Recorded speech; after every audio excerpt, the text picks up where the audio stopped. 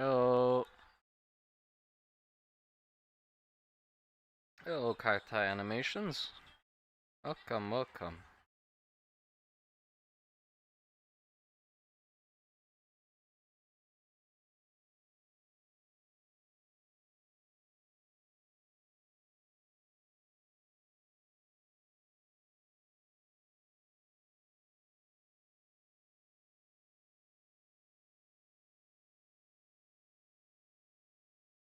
Hello.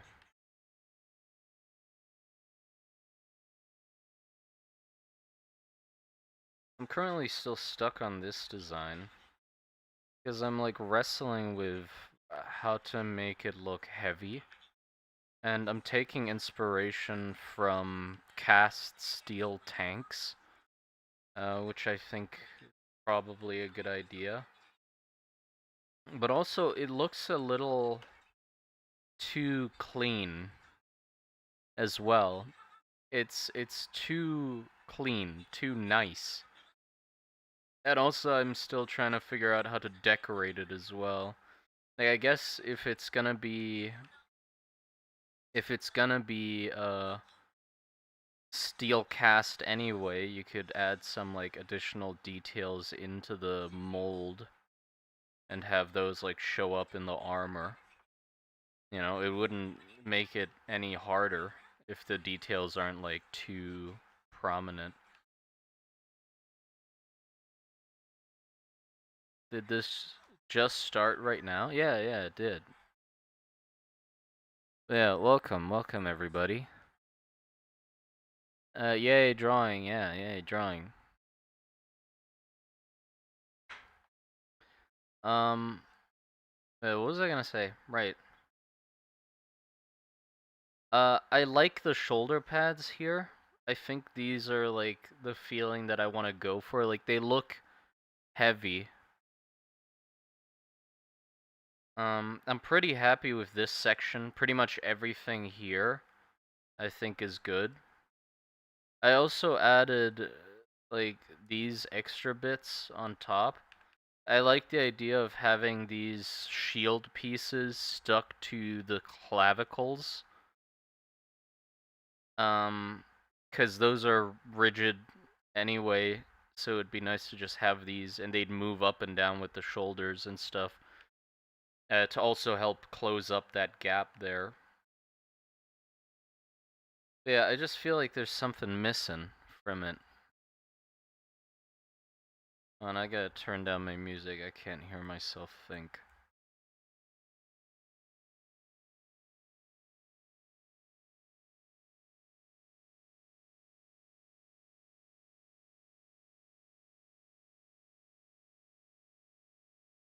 Yeah, I think I like the legs of this guy, so that's what I sort of took, but I'm having a hard time figuring out how the feet looks. I don't know how the feet should look, because I want them to be quite a lot bigger to show how heavy these guys are. They have like elephant feet. But I don't know how the shoes would be built around them. You know, like how would you build a shoe around that kind of thing? And not make it look stupid.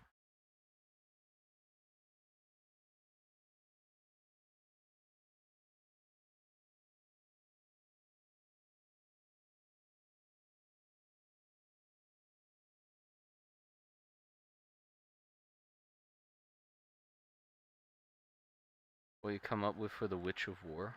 Oh, yeah. I still need to design her, I guess. I have no idea how she'd look.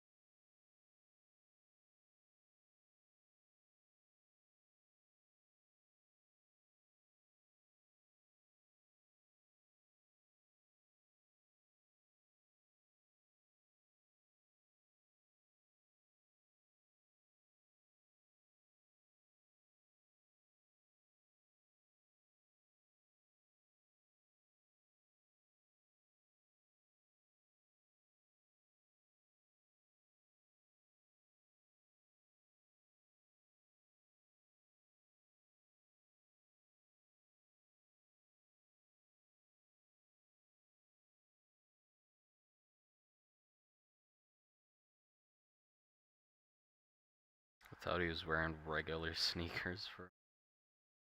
Yes, sneakers are canon in my world. The world of Rustin Trench's sneakers exist.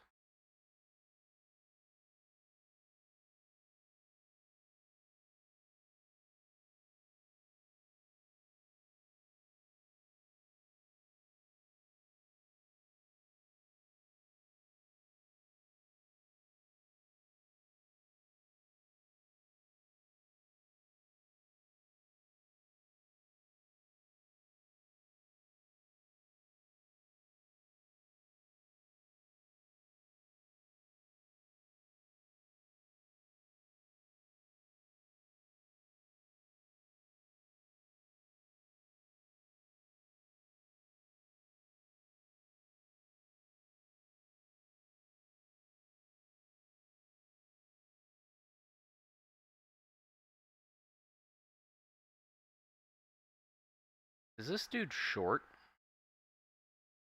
He's looking kind of short. If these are his hips are like, yeah, this dude's fucking short. Hold on, I gotta. He's a little short.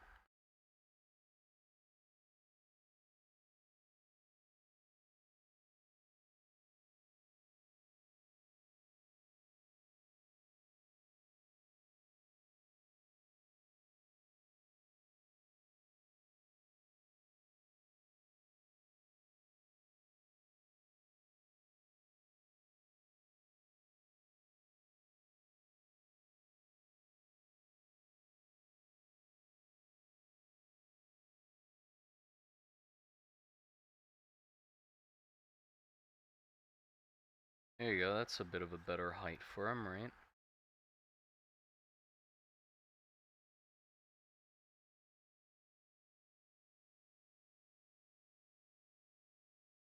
Is he too tall now? Fucking no. I can't make up my mind. These dudes are so hard to design. Why is it so hard to design these guys? A little too tall, maybe. Hold on, let me crunch him down a bit.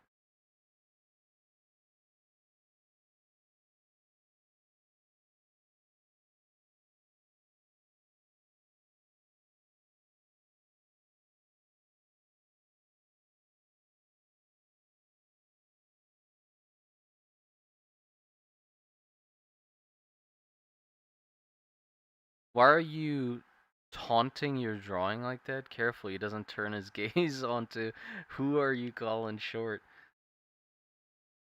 Yeah, my bad, my bad. He's not short. I mean, he's fucking huge, but I mean, like, proportionally, he looked short. Because his lower half was, like...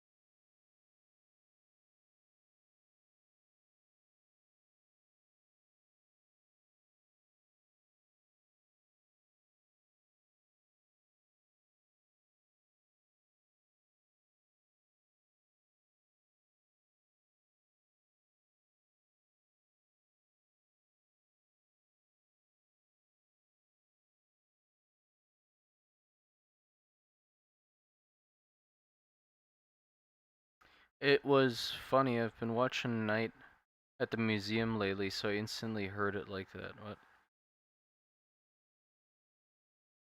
Oh, Night at the Museum, that was a movie.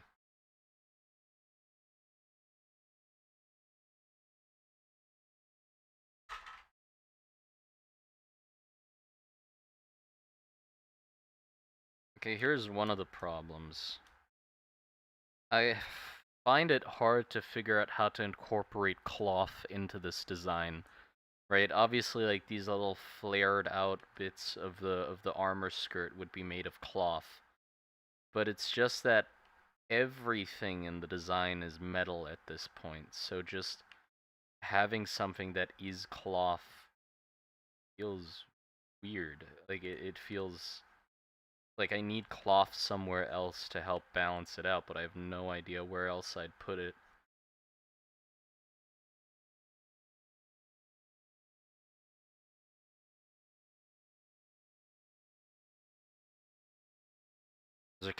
There's a cartoon of of Night at the Museum.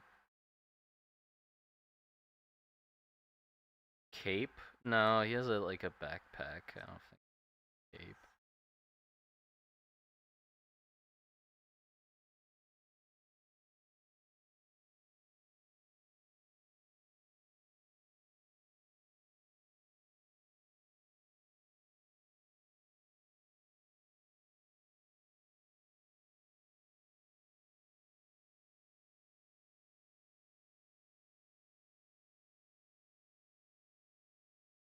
Like I feel okay. I love grimy, gritty designs, but I often tend to like design things to be way too clean.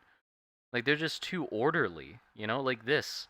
The, all the components are there, but there's just no grit, you know? And I feel like I have a hard time adding it. I just gotta say like fuck it and just like grime it up. Just mess it up. You know, but I'm not brave enough. I'm a little wuss. I'm a little sock puppet. I don't got the guts. You gotta have guts to muck it up. Smear some dirt on it. Like Dark Souls designs. They just have like torn cloth wherever the fuck they want. Like any like boss in that game or in those games just wear like 30 skirts. They've worn 30 skirts and all of them have torn. So it's just layer upon layer of torn fabric. It doesn't make sense, but it's just a vibe, you know? And I think I've not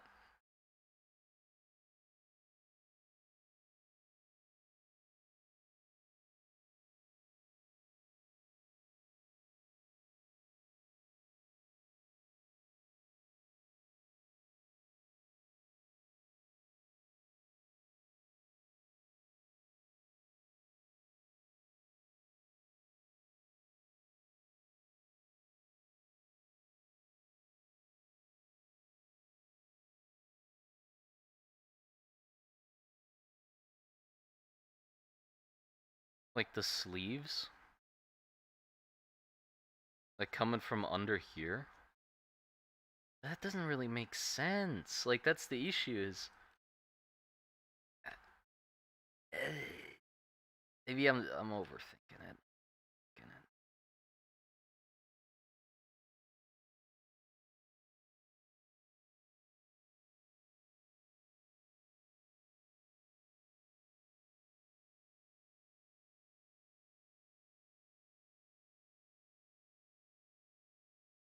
These are too clean. I could have these torn. Like they're burnt.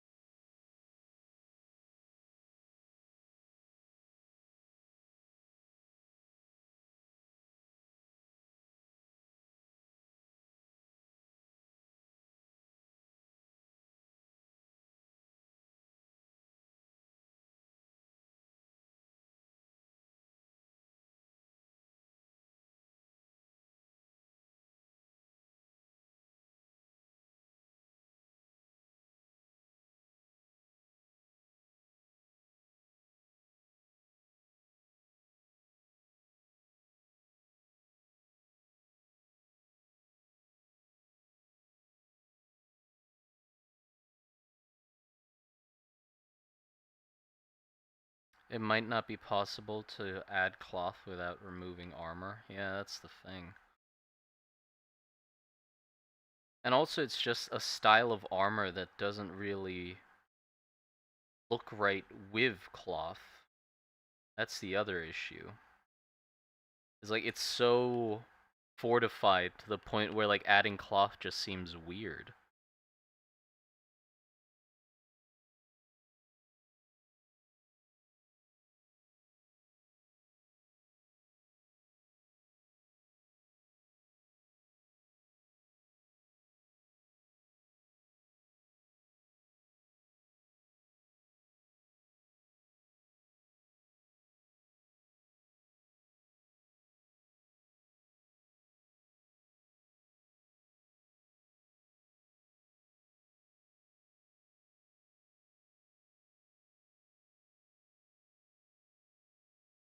Then why do you want to add cloth? Because it's too clean. No, the thing is, I like this, like, flooshy shape in the front here, with, like, two pieces of cloth, like, flowing upwards like this, like tusks, because that's, like, a part of a lot of Thai designs, in, like, Thai traditional art. But the issue is those are normally, like, cloth. But if I add those, that means there has to be cloth somewhere else in the design, because it can't just be all metal and then just two cloth little ribbons in front of his armored skirt. You know, it just sort of comes out of nowhere. There has to be a rhyme and a rhyme. It has to rhyme with the rest of it.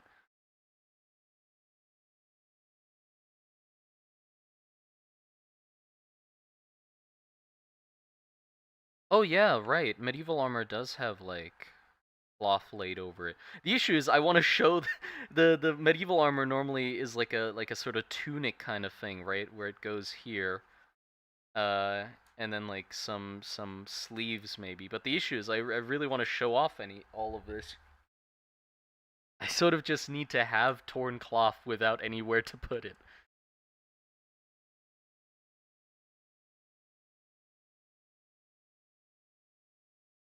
Weird dilemma.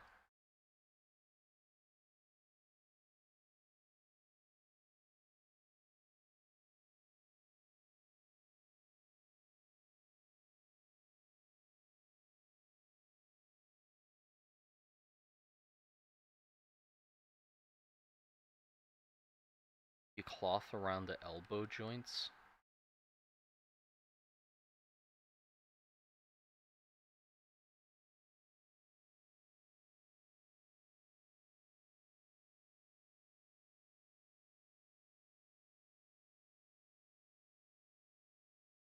We could have tassels. I've always done, like, tassels for the war dancer. Like, more tassel-y kind of things could work. Where would I put them, though? Normally they were around the shoulders, but the shoulders are covered.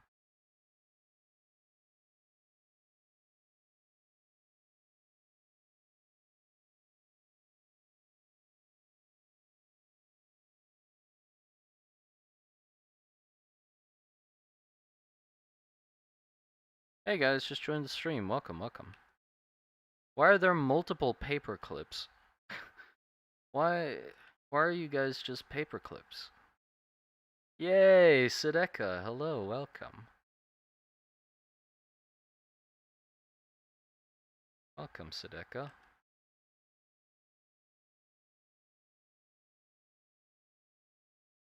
Tassels at the bottom of the skirt.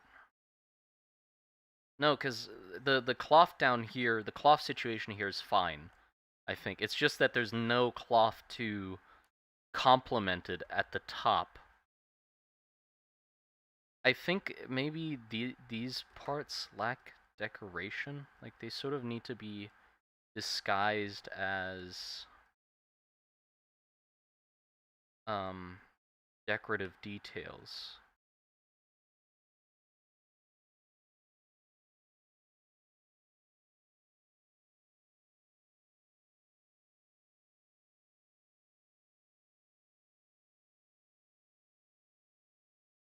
Oh, also some sort of shawl would be good, I guess.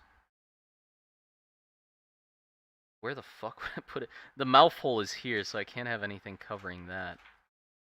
I guess I could put it here. That's covering the eyes. God fucking damn it. This dude has nowhere to put shit. We could have, oh, here you go. We could have like um his like equipment strapped to the strapped to his hips here and have like frayed cloth or fabric coming off of there. Don't know why that'd be there. Flame designs on the neck. Yeah, we'll think about like the details or the smaller details later.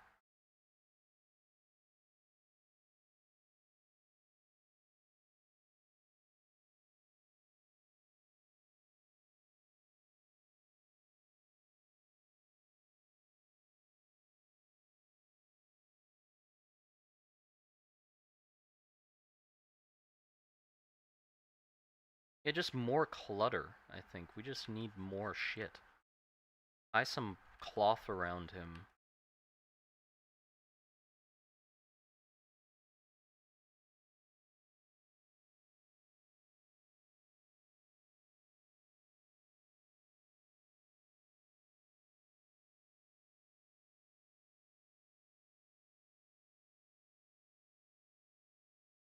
What if Ram had a troop that's the opposite of a war dancer?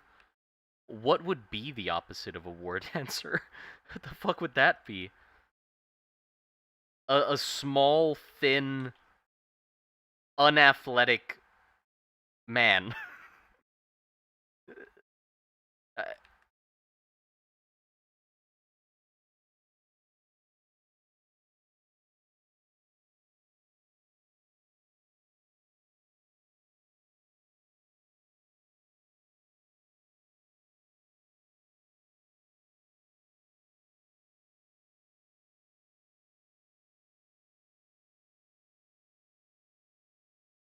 a piece standing stiller. A grunt twink. A gun twink, not a grunt. Gun twink. A gun twink. Yeah, how would that be a useful unit in the war? How the fuck would you use that unit? I see the use of a war dancer. I don't see the use of a gun twink. Can't even lift the weapon, just like me, for real, damn. It does funny little tricks. No, it doesn't. Because the war dancer does the funny tricks. If you're saying the complete opposite of a war dancer, then he doesn't do the tricks. He's not even, like, athletic or like, running around and shit. He's just sitting. Just doing there. Nothing.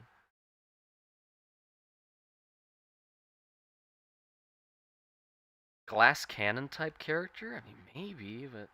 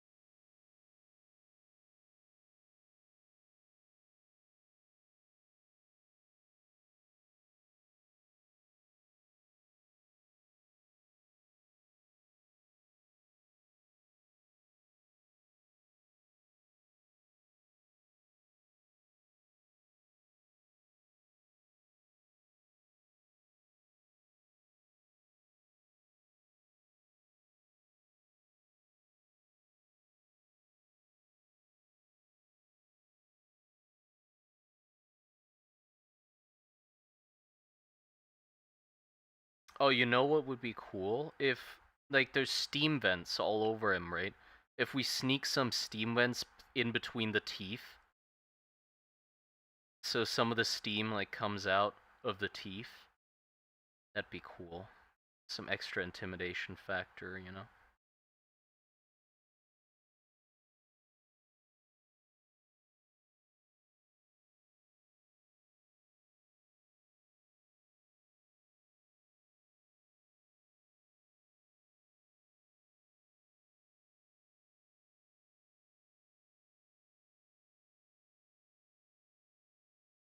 Okay.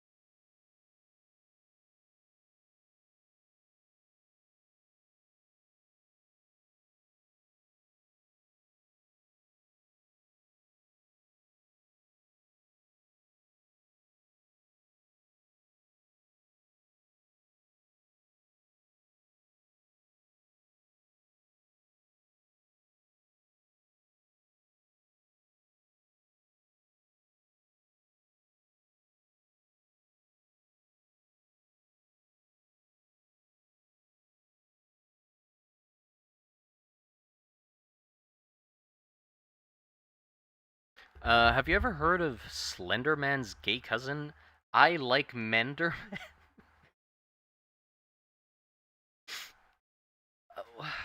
What kind of? Okay. Okay, dude.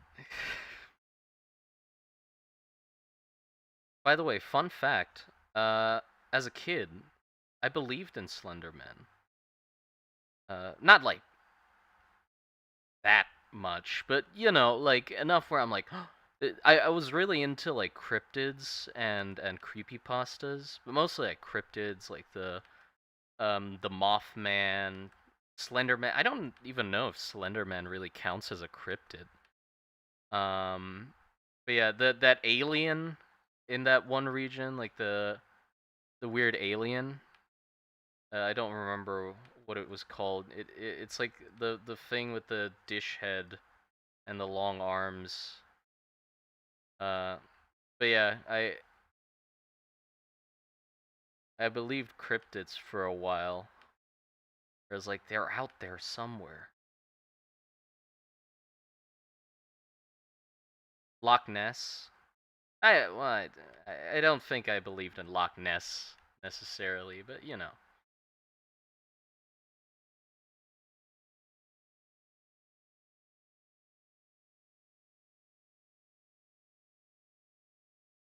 Used to be super afraid of SCPs. Yeah, I knew SCPs weren't legit, but they were cool. I did I did like SCPs as well.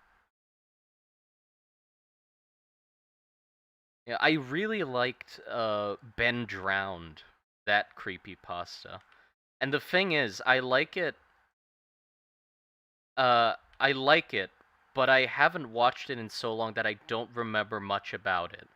And the thing is, I am choosing not to watch it again because I'm worried it's shit. You know, a lot of the creepy pasta back in the day, I think, is like has not aged well. You know, there's rose tinted glasses of nostalgia um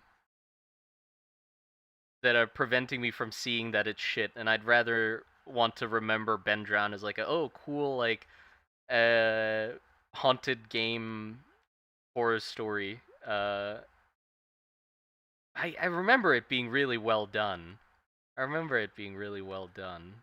But I don't want to rewatch it just in case it was shit and I find out it was shit and I'd just be disappointed. I don't know how to decorate these shoulder pads. My favorite was Laughing Jack, but just like you said, I fear that shit doesn't age well. I mean, one that I definitely know didn't age well was Jeff the Killer. I that was like big back then. Jeff the Killer. But like if you read the story again, holy fuck, that was a shit story. like, so that's why I'm like afraid to go back to the old stuff. Um cuz that one didn't age well.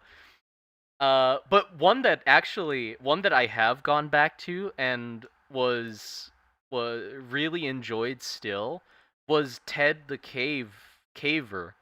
Was it Ted the Caver or Ted the Cave? I don't fucking know. Which was like I think it's one of the first creepypastas, if not the first like thing that could be considered like a creepypasta. Um, and it was really good. It still holds up. It's like really good. Yeah. Well, is it a creepypasta? I don't know. It was more of like a. It was attempting to seem real because it was like a blog that was being updated by a person that told that story. So it was trying to, a thing of bleach. Yeah, a thing of bleach cracked me the fuck up. A thing of bleach, as the kids say.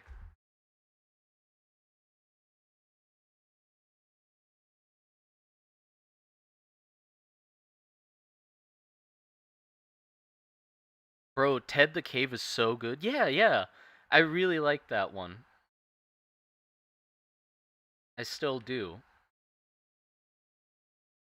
Literally the first creep. Oh, so it is. Yeah, okay. I did remember it right enough then. Yeah, it is like the first creepypasta. I mean, fair enough. Starting off with a bang, really impressive that it's like the first of its seeming kind, and it just knocked it out of the park. It was like a really strong start, which I guess is probably why creepypastas became so popular because the first one was so fucking good. Um, the thing of bleach, uh, there were a lot of other like weird writing choices in Jeff the Killer. Although I can't judge them, dude. I can't fucking judge them because I'm not good at writing either. Honestly, I feel like my writing level is probably on par, if not a little worse than fucking Jeff the Killer.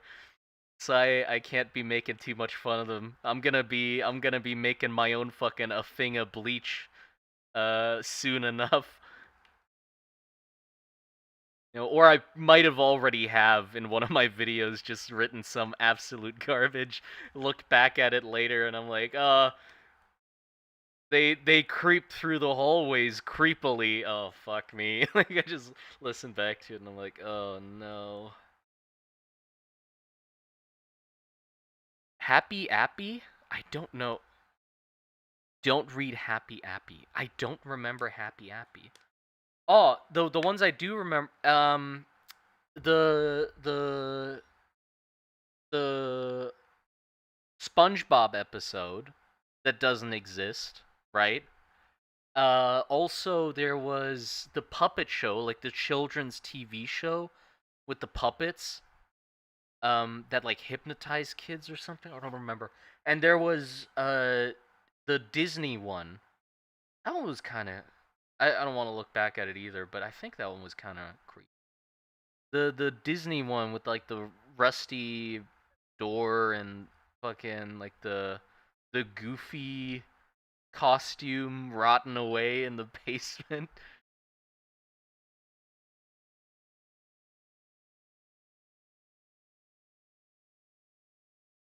Favorite creepypasta writing: hyper realistic eyes and blood.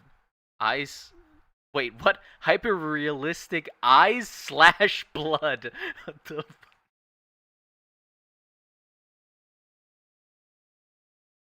5 hours that happy. What is Happy Appy? I have not heard of that one.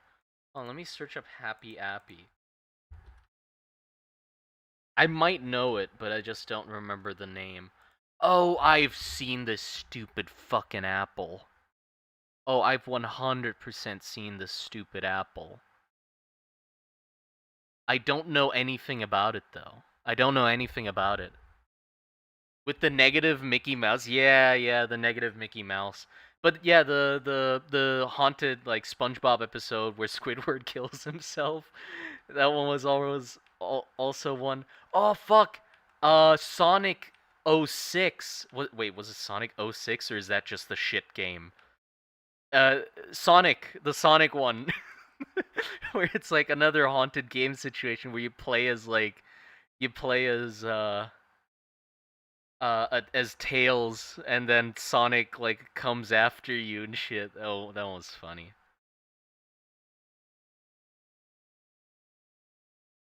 God, such nostalgia, such good things. Sonic EXE, yeah, that's what it was. Sonic EXE. Sonic 06 was the actual game. That was also a nightmare, but in a different way. Sonic 06.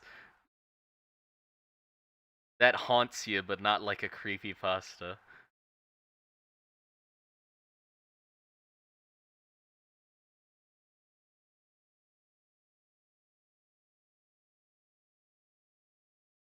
Yeah. The smiling dog actually like I didn't like that. The smiling dog, I was still like new enough to like creepy imagery that the smiling dog was really upsetting for me. I really didn't like looking at that images. Like a lot of those like really deep fried as fuck creepy images, they did get me. You know, I can't deny that they definitely got under my skin a little bit. I might have seen them a little longer than I wanted to, closing my eyes and still saw them, you know. Yeah, Smile Dog was definitely I didn't like that image. What other like creepy image? Like Jeff the Killer, that image was like it was all right. I think it was trying a little too hard. Like the Smile Dog got me. Not as Jeff the Killer didn't really get me in that same way.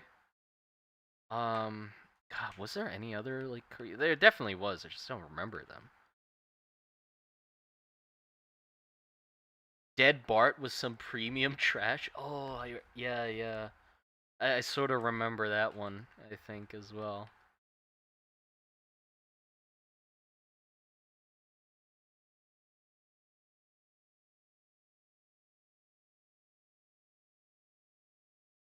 The Rake, that one had an image. Oh yeah.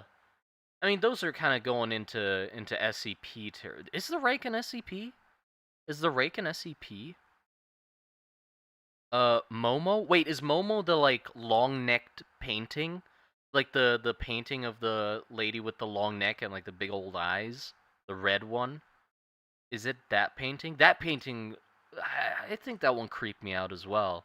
I later learned who the artist of that painting was, and her other paintings are also they're all kind of in that same like she really has a touch an ability to make those kinds of creepy images.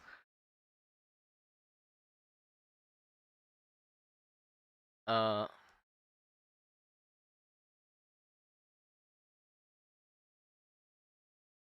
my school was genuinely convinced Momo was a malicious site convincing kids to hurt themselves, and we had an assembly about it. Oh damn. Momo is the one with chicken feet? Let me search up Momo. No, I searched up mom. Mo- no, Momo. Oh, yeah, this one. Yeah, I didn't like this one either. I think Momo did get me as well, a little bit. Yeah, a little bit. It's just, yeah, definitely a good Uncanny Valley one. But yeah, you do know the one I'm talking about, right? With the long-necked, uh, long-necked like red lady painting. Yeah. It also had a huge parent panic. I definitely didn't experience that though. I've never heard of a school I was in, or any school, in fact, like thinking of creepypastas as a genuine concern. The only thing I've ever heard was that case of the two girls that believed Slender Man was real, and were gonna like sacrifice one of their friends to him. Did they actually go through with that? I totally don't remember how that ended. If they got caught before and stopped before they went through with it. Hopefully, because that's just. Have you played Little Nightmares? Yeah, yeah, I have. I've played all. I've played Little Nightmares 1, 2, and Reanimal.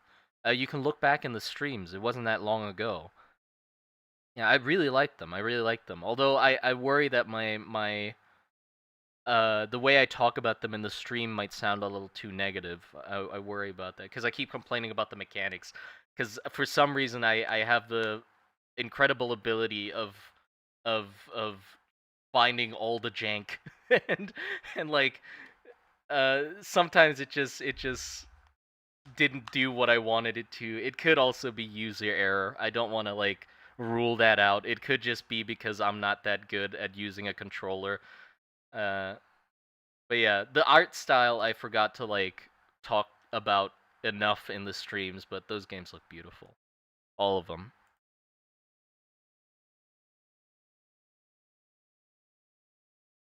They were and stopped. Luckily she survived. Oh shit. Okay. Yeah, then I remember that wrong. So they did. Yeah, luckily they survived. But yeah, that was weird. That's when it got a little far. No shit.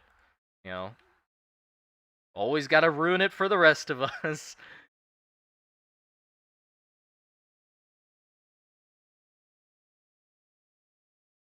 Once the two figured out stabbing someone to death is hard, they only use the Slender Man as a cop out. I mean, that's just if.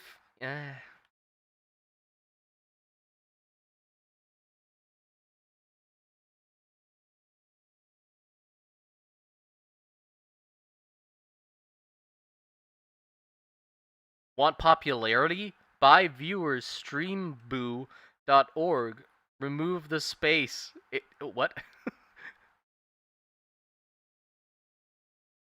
Okay, thank you.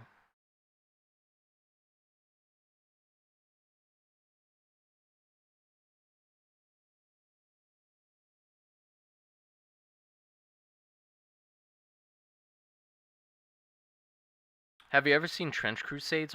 Yeah, of course. What the fuck? How Darkwood stream, please? Nah, dude. I don't think I can take that game. Honestly, I'm kind of a wuss when it comes to scary games. Like Little Nightmares isn't scary to me, but like Darkwood, I think that'll get to me. I think you're gonna hear me scream like a little girl for Darkwood. But yeah, maybe I'll think about it because I've praised that game so much because I really like the art style, but actually haven't played it. I haven't played it myself. I've watched people play it because I just know it's a game that's probably good enough to make me a little scared. Buying views is genuinely sad as fuck. I mean, you can say that about a lot of things people pay for. You can say that about a lot of things.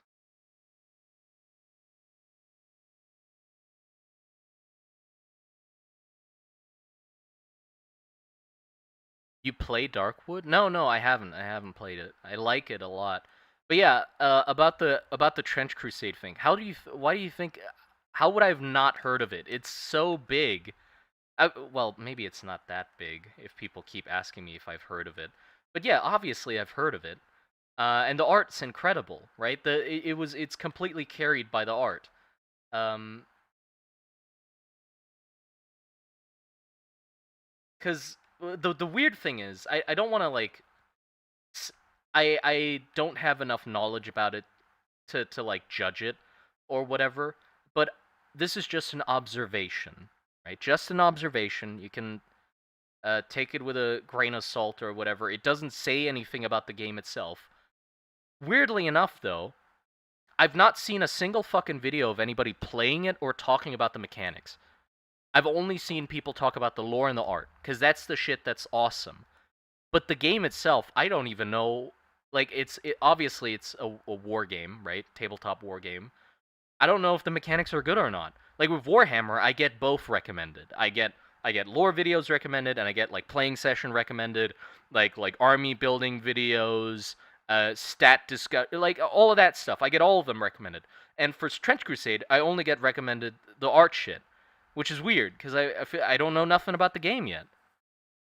Yeah, Simon, are you in any skirmish war miniature games? Sadly, no. I want to be. Yeah, trust me, I want to be more invested in like tabletop communities and stuff like that because I really like miniatures. I really like the idea of war games. I'm just not in I'm just not in a place in the world where that kind of stuff is popular. That's literally the only thing. Like around here, there's just none of that. Like maybe in Bangkok, there probably is. In Bangkok, there definitely is, but I'm just not in Bangkok. You know, I'm far as fuck away from it, so I sadly can't indulge in that stuff. Not exactly the best in my opinion. I guess, but yeah, I I don't know. I really like the art. That one artist that started it carried the fuck out of that project, and like the first like I think it's starting to be a little mm, I don't know, like the yeah, I did a collab with Turnip 28. I drew designed like a root dragon for Turnip 28. Um like the first few concepts were really awesome. First few, I mean that's a little harsh. A bunch of them were really fucking good at the start, but now I feel like it's just like a few that I've seen that are more recent haven't captured my imagination as much as the first ones. Like the more recent ones are just like dude in armor in different variations. But like the first one was like the artillery witch was just like a holy shit kind of concept.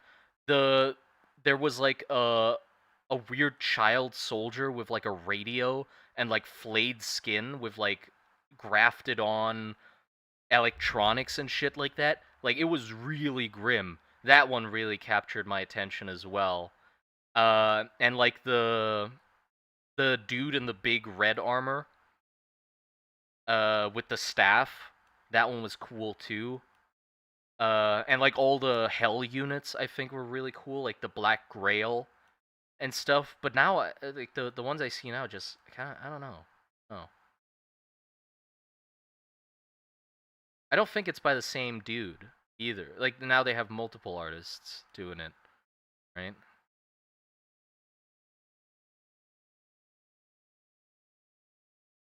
You should do this tabletop simulator. Yeah, I'll look into that. I've never heard of that before.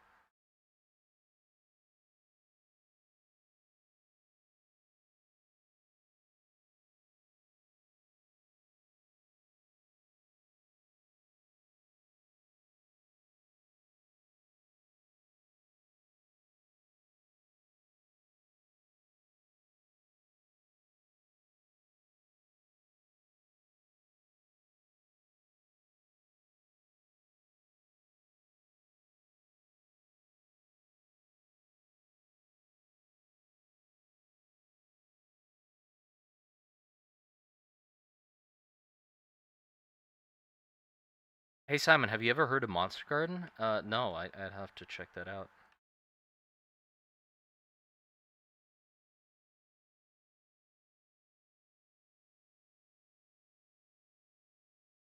Yeah.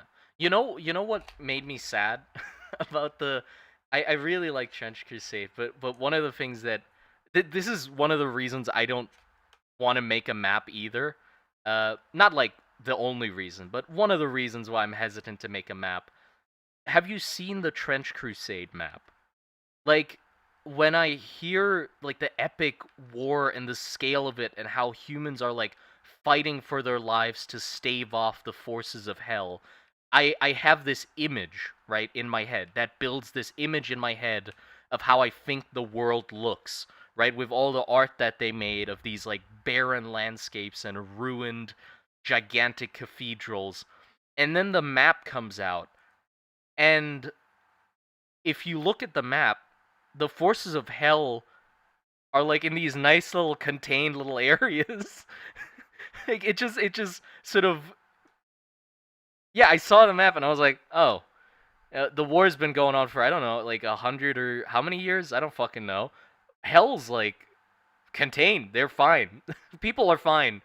Like barely half the world is covered with hell. You know, I feel like, or I thought more of it would be fucked. You know, but it seems pretty nice and contained and like neat. You know,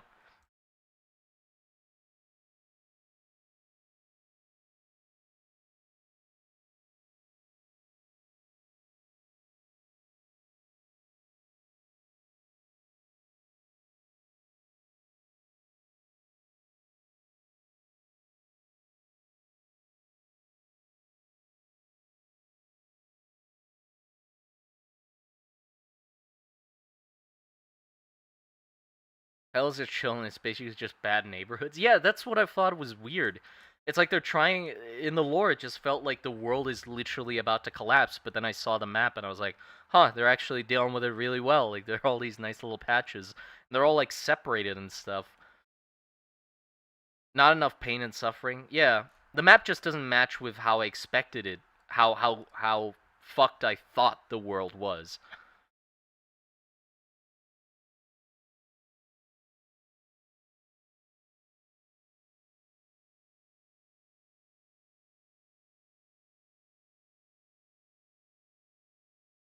Trench Crusade YouTube channel for battle reports called Trench Titans, and they're enjoyable to watch. Oh, I'll check that out as well. Let me write that down. Hold on.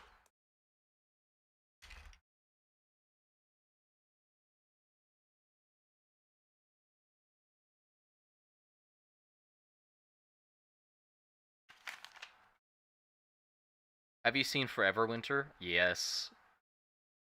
Hold on.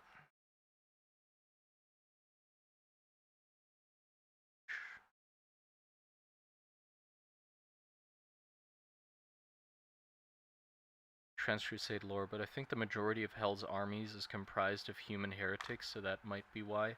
Yeah, I thought they'd. I mean, did a I think a gecko shit on my sketchbook. There's some gecko shit on my sketchbook. Yo, kebab. Yo, monkey. Yo, hey. Gecko shit on my sketchbook. Okay. But yeah, of course I know about Forever Winter. It's basically what I dreamed my world would be is Forever Winter. That's what it is.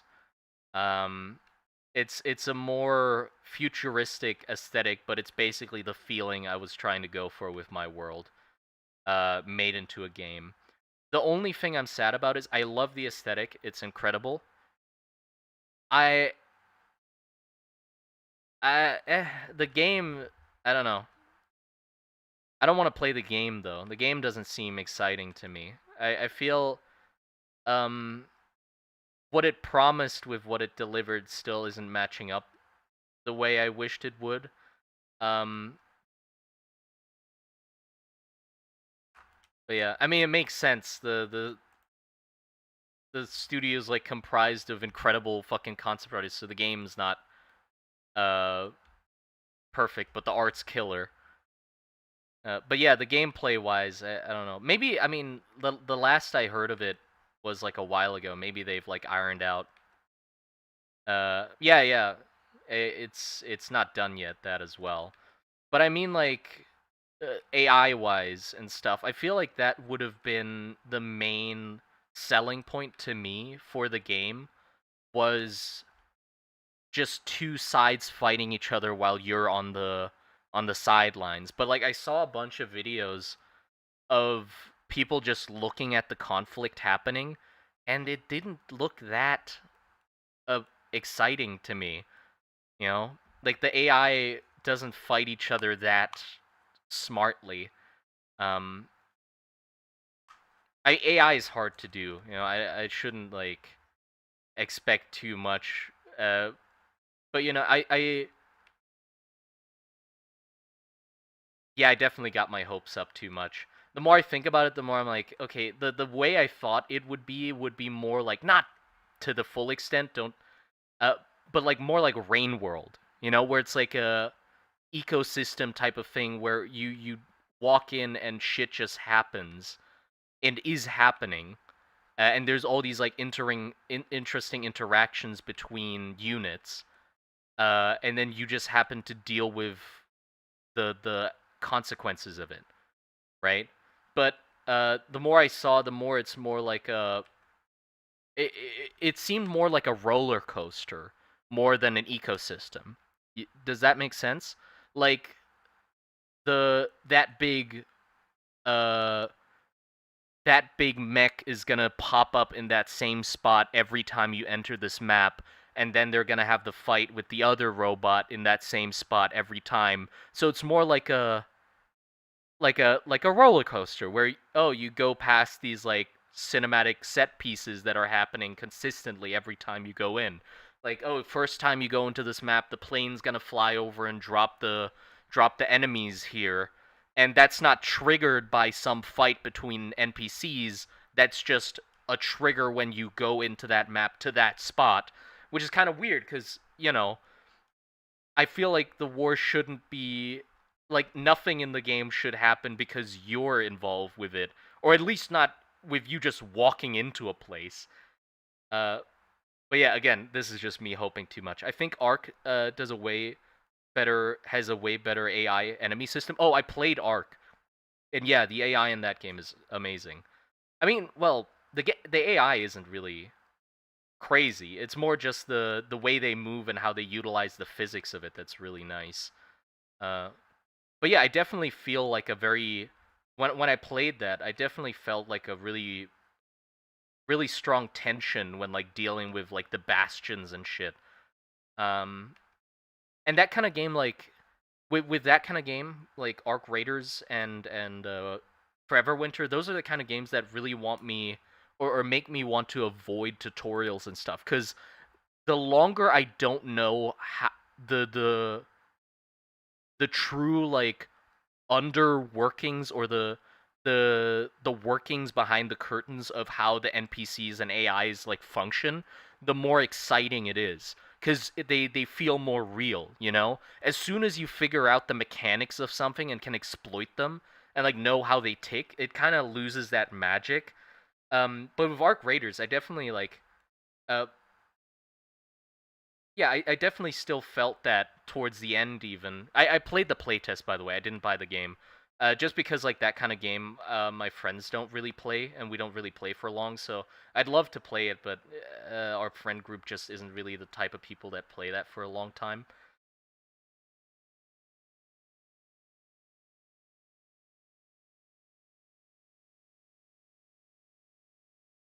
Would be better if there was a front map showing where the factions were active and the map conditions changed based on it. Yeah, but again, like that's such an ambitious thing, you know, like complex AI models that like play out war scenarios and shit like that. That just is so hard to do.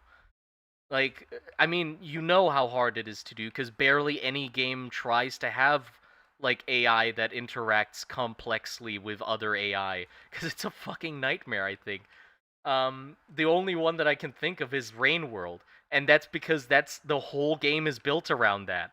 You know, the whole game is built around that mechanic, um, and the ecosystem. Um, but if your game is not completely built around it, it just takes so many resources to make a AI system that's compelling like that. Um, yeah, because I watched some videos just for fun.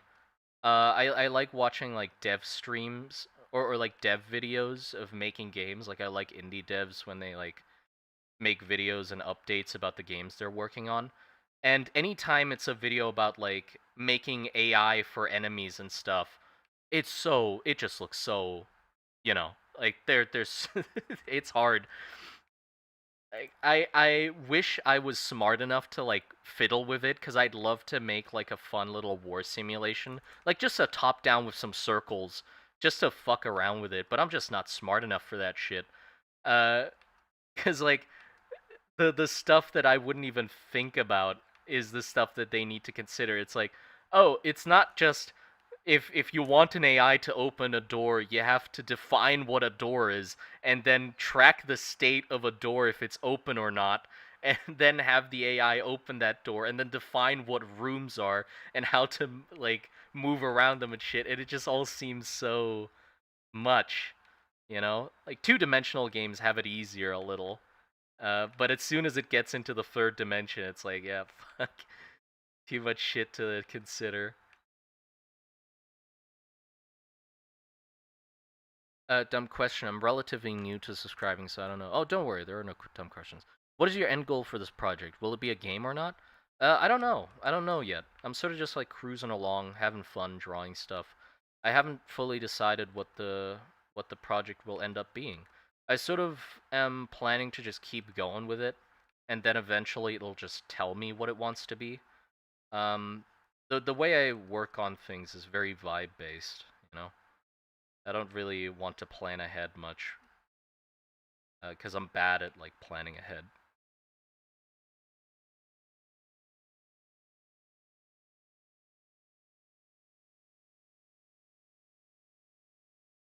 Could be some low-level AI stuff, and then have that trigger scripted shit. Yeah. Shout out to rain. Got to be one of my favorite weathers. True. I completely agree with that. I was definitely like a frog with salamander in my past life, because I like rain. I really like going out in the rain, just standing in rain. If I know I'm gonna take a shower anyway, and it's raining, I just go out and just soak up the rain, and then take a shower so I don't get sick. But just just indulge in the rain a little. Um, but yeah, best weather, best weather is rain, and the sound's just great. Sound is 10 out of 10. ASMR rain sounds to sleep to. That shit lulls me to bed.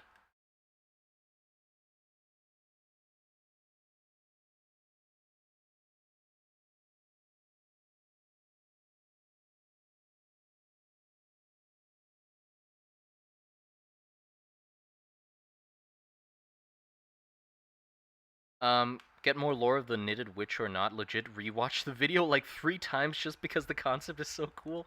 Thank you, I appreciate that. It depends. Like, I'm really bad at writing, man. I'm really bad at writing. Just gotta be honest. Uh, and so it's like I I can't like just write about stuff either. It like I have to get an idea about said thing first that gets me inspired to like write something about it. So I can't just pump out a new written thing about the sewing witch if I don't have like a prior idea to what the hell I'm writing it for.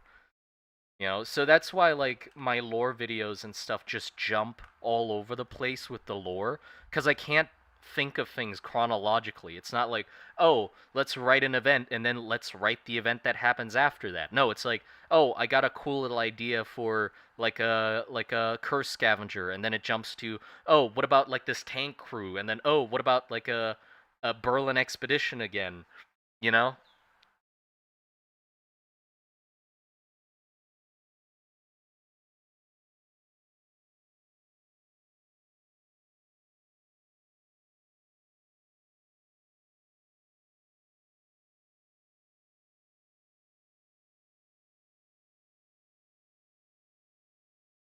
Swimming in the sea while it's raining, literally peak human experience. I have not experienced that actually. I have been in a pool while it was raining, and that's probably comparable, not to the same level, but it makes me yearn for the sea, I guess.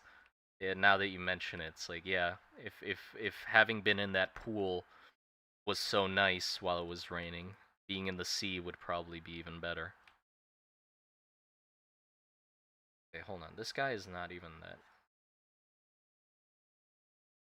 Yeah, this has got to like reach up.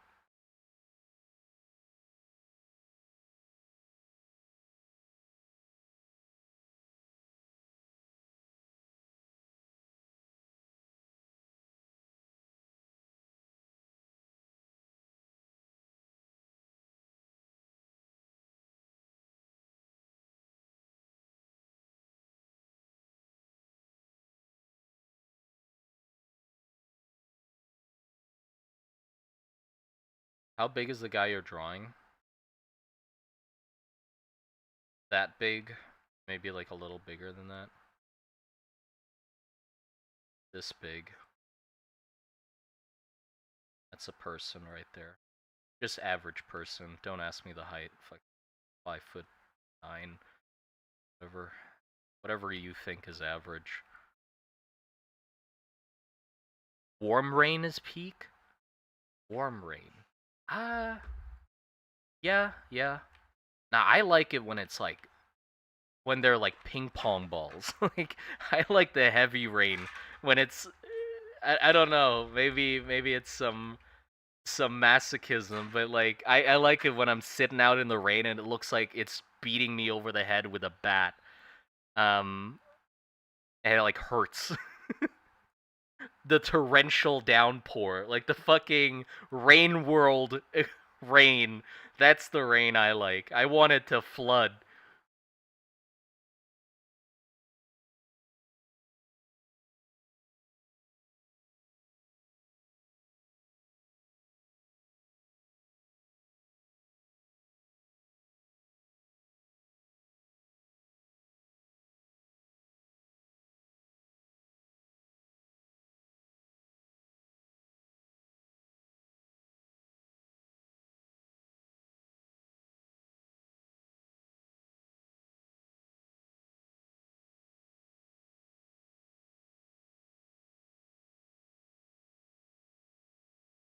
I gotta figure out the decorations on the armor. Hold on, let me pull up the other war dancer I drew that one time.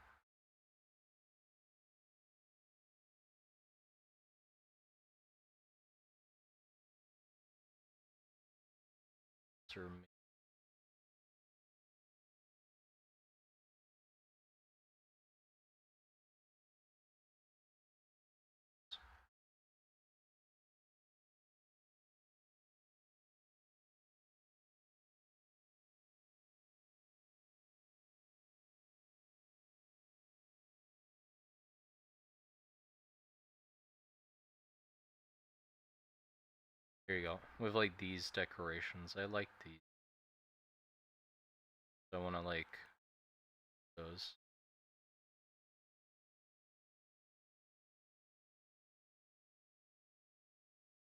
Also, I could use the eye holes, and I did like those eye holes.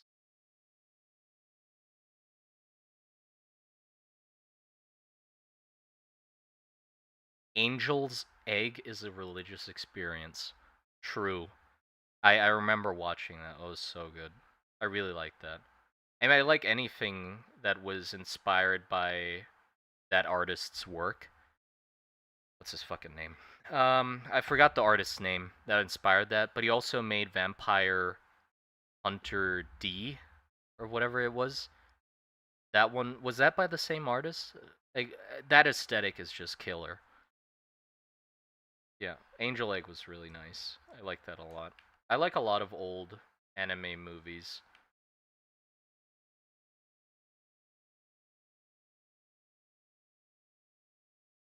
I still gotta rewatch Ghost in the Shell and like watch the other ones that come after that. Um, Akira was really fun. I really liked Akira. Redline, I like a lot. Well,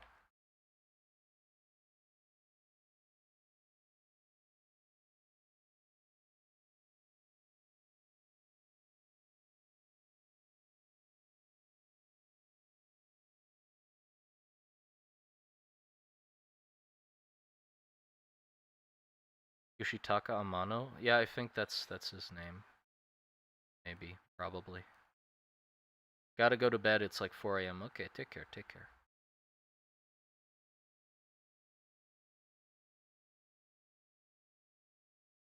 It's like I have to add the decorations without making the armor look thinner, so I'm thinking about adding another layer on top of it. It's like the decorations are placed on top of the armor.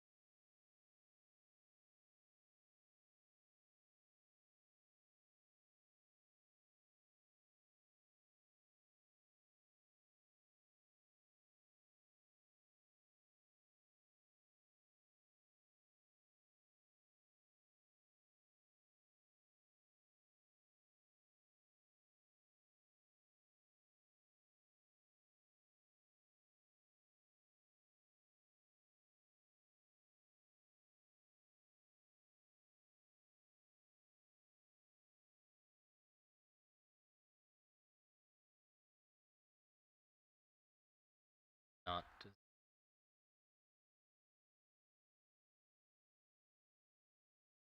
I'm like avoiding adding details because I'm scared it's gonna mess it up. What about these?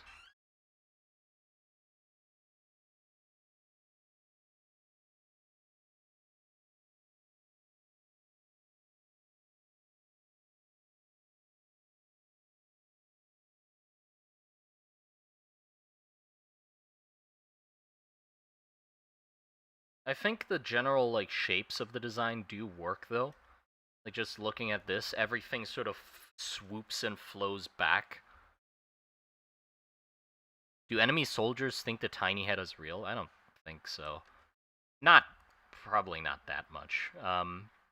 Maybe like at first when you see it, but obviously it's more of like a decorative element more than like a uh more than like an actual like distraction tactic.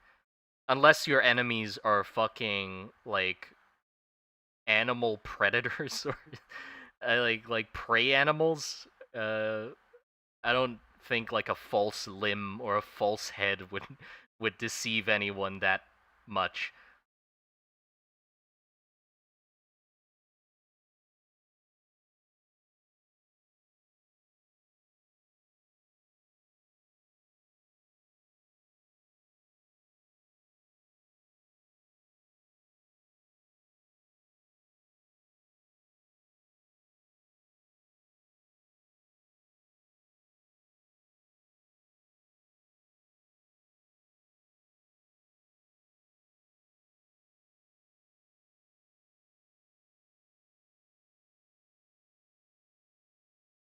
I actually like the slits more. What?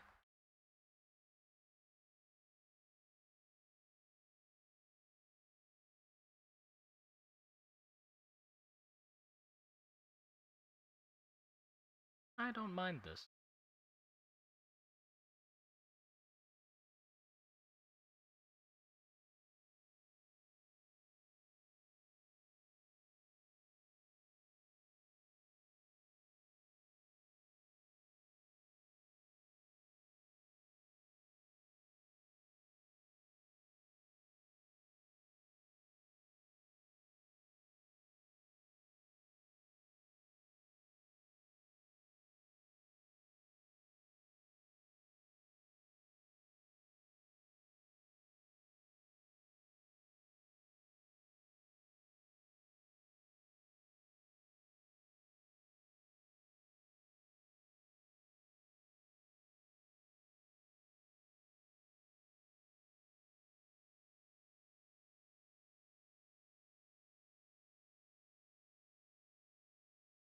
Can he even open his fucking mouth from?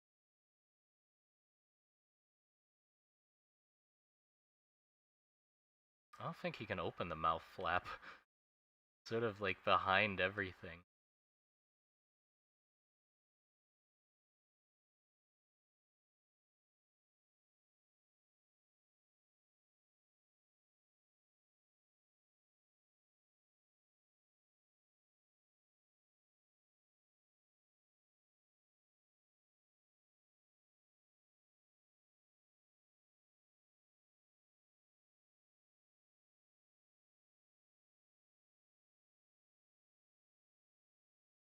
I wish you had an art station. Just look at the fucking Figma file, the codex.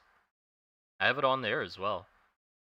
I had an art station like long ago, but I don't know. I don't know why I'd put it on there. It's more of a portfolio thing, isn't it?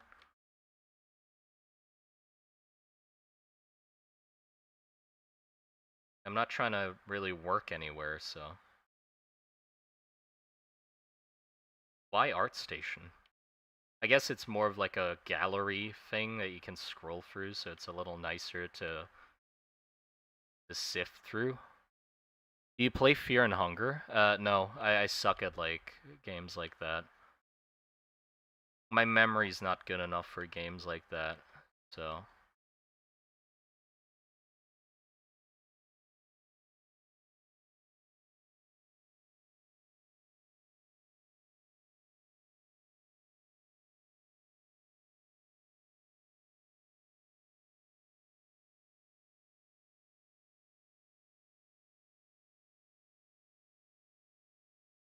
Back to DeviantArt, boys. Nope.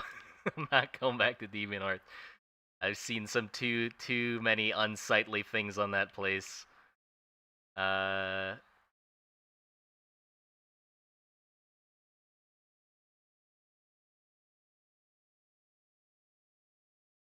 I'm not enough of a deviant for that place, I think.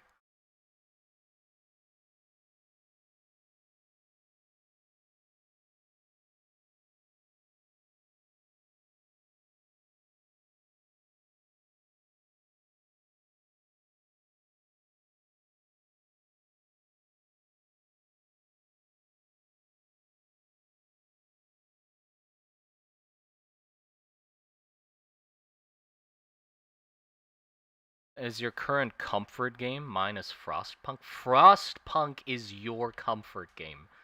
That is an interesting comfort game to have. The misery game, the misery base building game with hard choices and people dying all the time. Uh, Nothing better for a relaxing evening. Um, but yeah, for me at the moment, my comfort game is actually Slay the Spire. After the stream I did of that game, I've just been hooked, man. Slay the Spire, it's dangerous. Um, I I I had to stop. I genuinely had to stop. Cause I played it for 3 days. So so uh, so count this. First day was the stream, and then another 2 days, and I played 22 hours. That is not good. That is too much of a good thing. I finished a run with all of the characters once, and I got to the like heart boss, and I just couldn't. After that, I was like, okay, that's enough. I need to, before I get too engrossed in this, I gotta stop.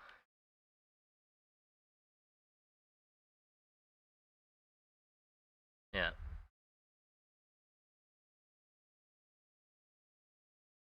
2 is much more forgiving than the first game. You should check that one out. The gameplay is much better. Everything in the second game is better, actually. Yeah, is that the Termina one? I don't remember the exact name, but wasn't it like Termina something?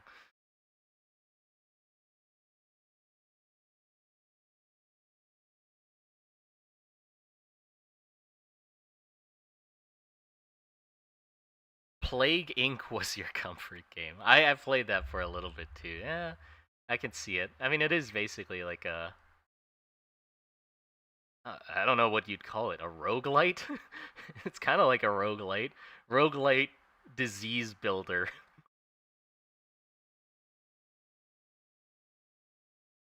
Yeah, I'd say it was a roguelite.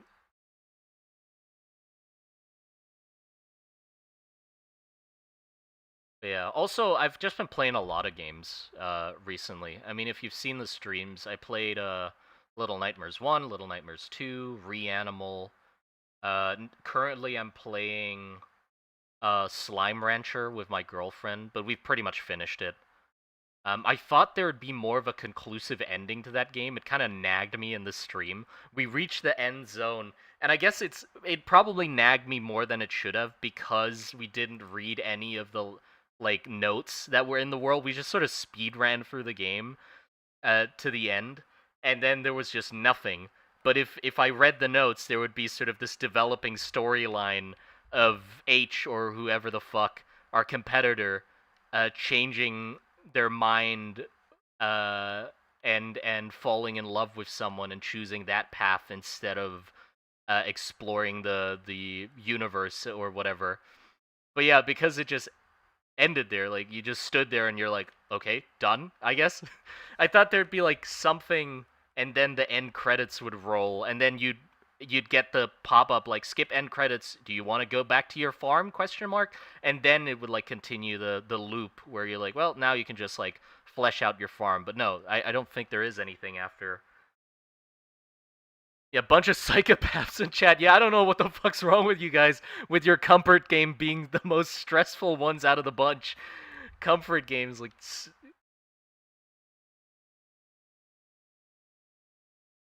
I don't think you know what comfort means.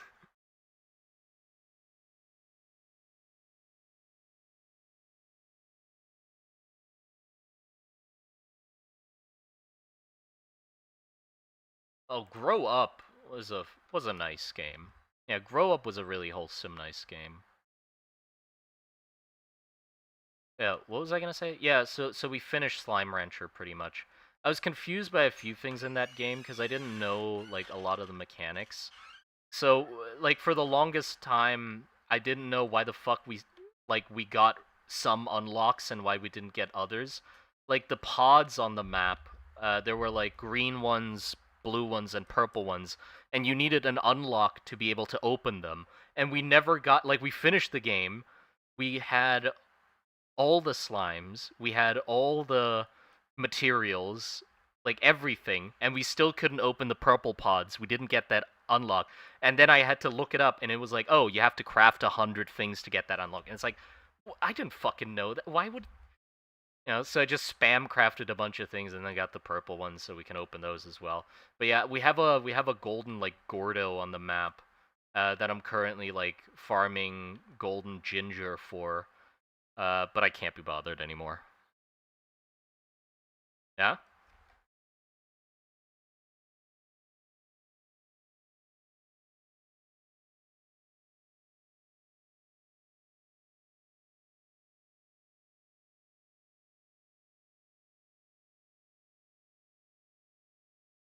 Um, เขาก็เพิ่งไม่เขาจะ สตรีม ต่ออยู่ Okay.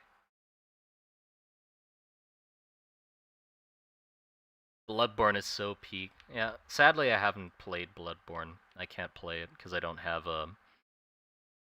Gotta love console exclusives, I guess.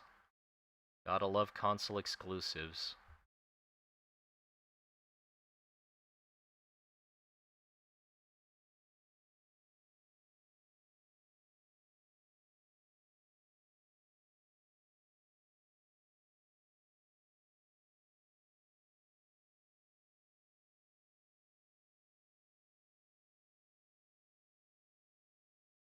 Let me just color this guy.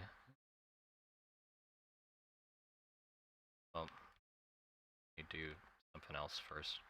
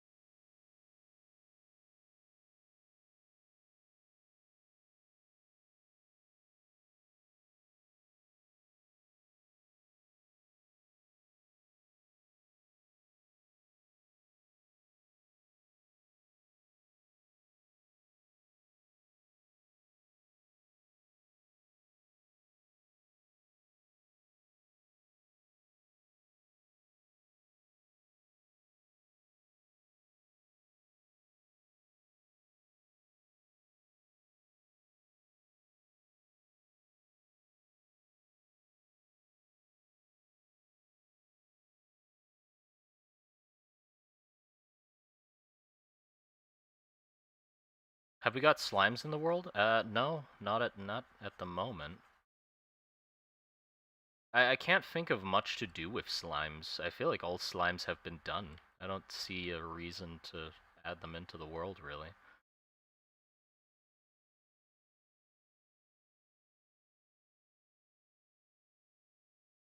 What the fuck am I listening to? What is this?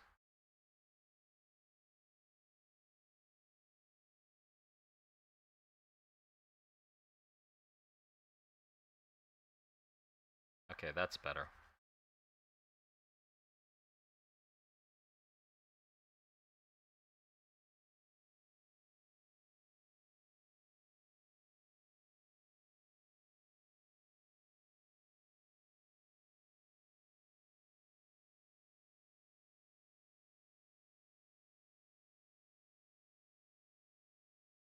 Slime mold. Well, yeah, but then that's just me adding slime mold into the world. You see? I don't think there's much to design with slime, if you get what I mean. It's a slime. Like, mechanically it can be interesting, but visually, it's a slime. And I like designs for their visuals, I guess, and a blob doesn't really allow for much to be played around with.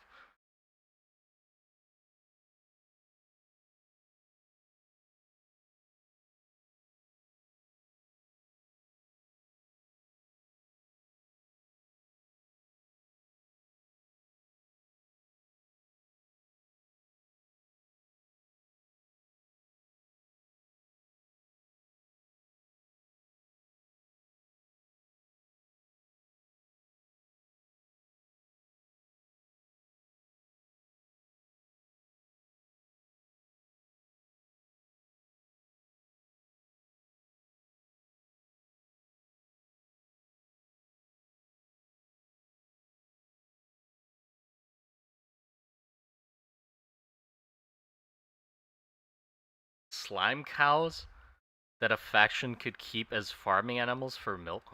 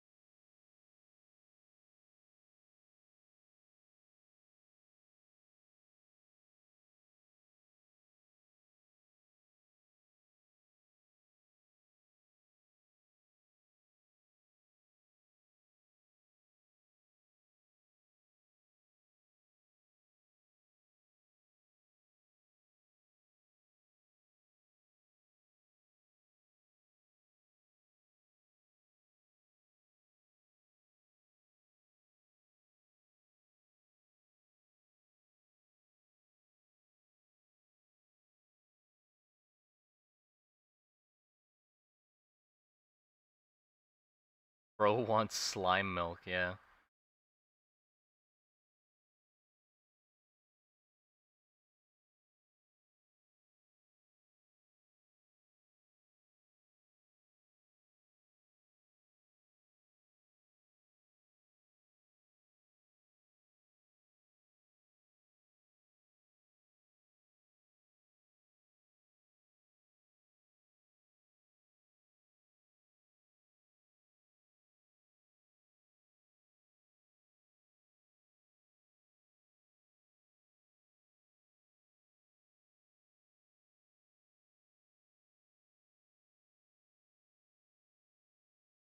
How fast can this dude move? With all war dancers, um, I want the general consensus to be concerningly fast. Faster than you'd like them to is the idea, because they're magically enhanced, so it doesn't like it's supposed to look a little off with how fast they can move in heavy armor, because that's the point of the magic is like they are unnaturally strong. Uh, so yeah, just whatever you expect them to run at, faster than that, and to a concerning degree, where you're like that shouldn't no. Why? Why can he do that? That's not right.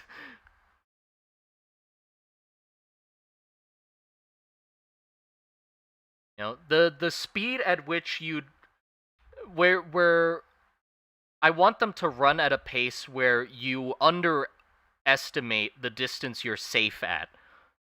We're like, we're fine, he's far away, and then he like leaps with a few strides over to your location. You're like, well, shit.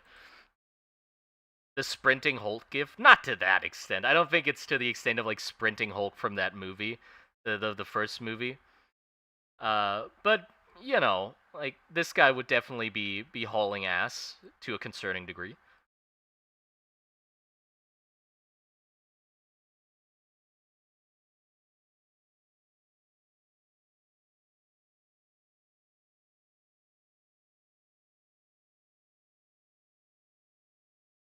Astartes speed? Yeah, yeah. I mean they're very comparable to Space Marines pretty much. They're like my world's equivalent of Space Marines. You know, it's just that their armor looks a little different. That's pretty much it.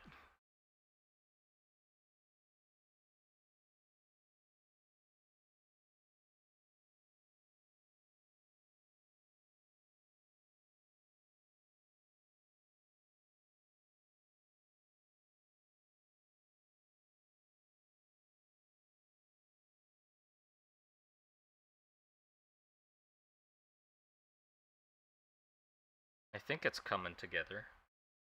Still needs a little bit of Iron Man. Like bulls and rhinos where they basically teleport to you when they I mean that's not I don't think bulls and rhinos teleport, but they're definitely frighteningly fast for their size. Yeah, sort of in that sense.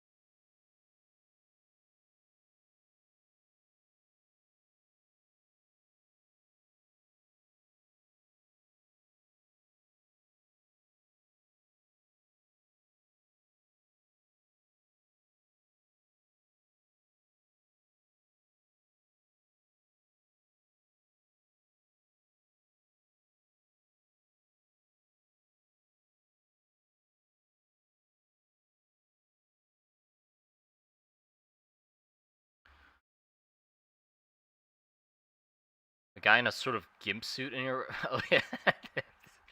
I just found that and it's I mean I think it's self-explanatory why I put it on my canvas. Look at him. He was asking. He was asking for it.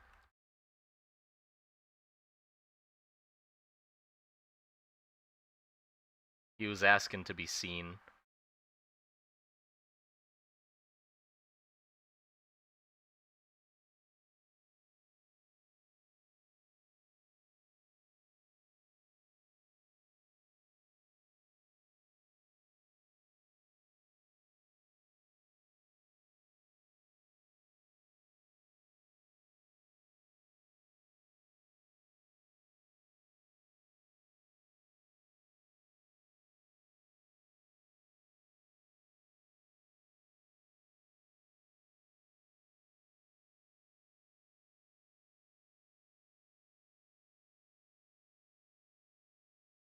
Looks like an absolute bulldozer. You mean the dude in the gimp suit or my my war dancer? He also does. He looks look at his thighs. Like holy shit, this dude and his chest. Dude, shoulder to waist ratio. This dude's the next Mr. Olympia.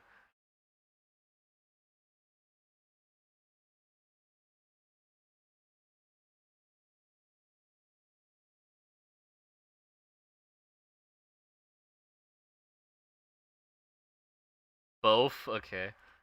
Yeah.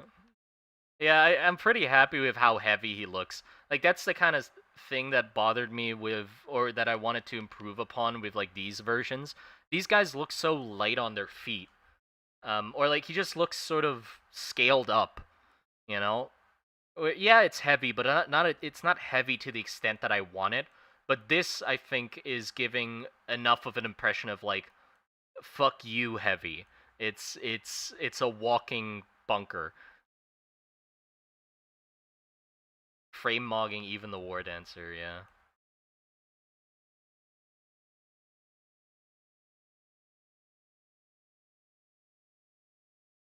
What else do I need on this guy? I feel like, okay, the thing is, I really like the clarity of the design with like no details on the armor. But there have to be details. I just can't think of, if it's the faces, like here, I think that's too much. These faces.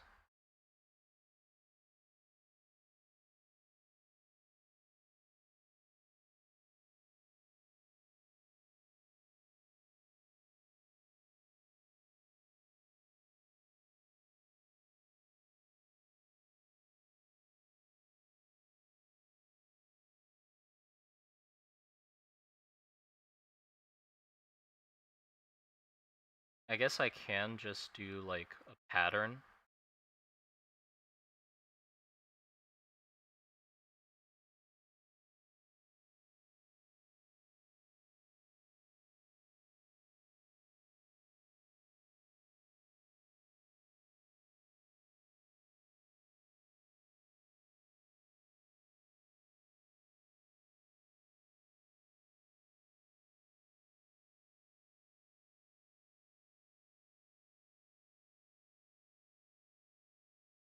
And then I think I want the armor to be visible underneath the pattern. Like so you can tell that the armor is separate from it, like this, where it's two layers. It's the thin layer of decorative design, and then the thicker, like, actual armor plate underneath that isn't as exaggerated in shape. Same here.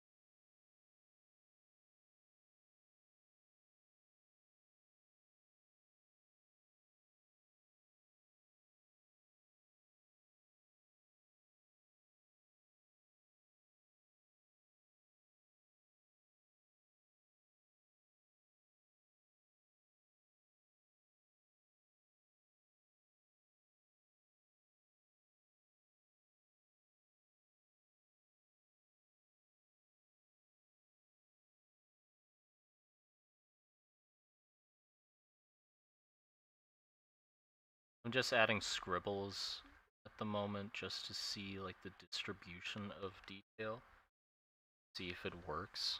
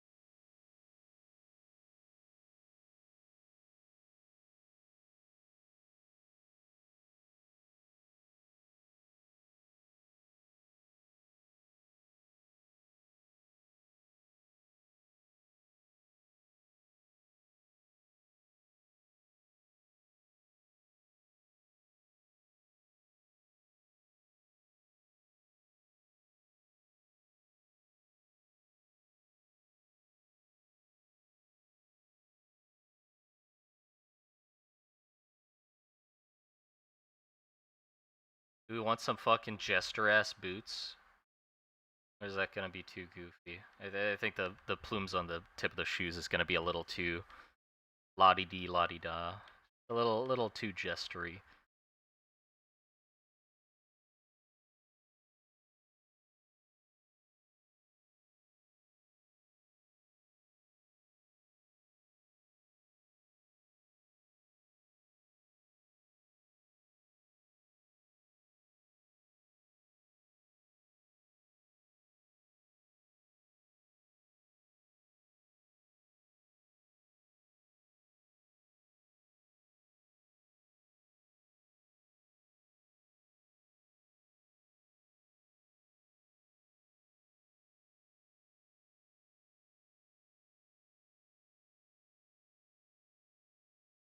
What?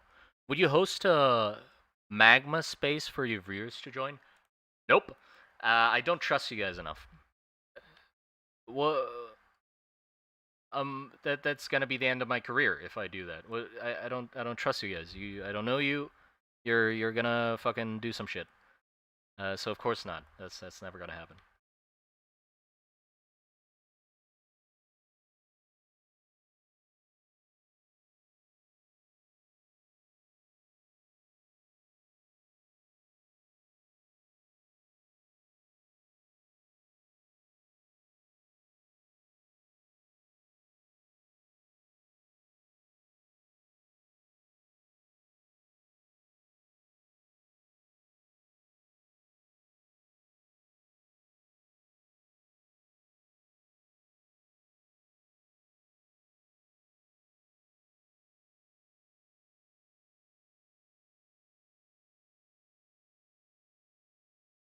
Very valid. That is so fair. Yeah, exactly.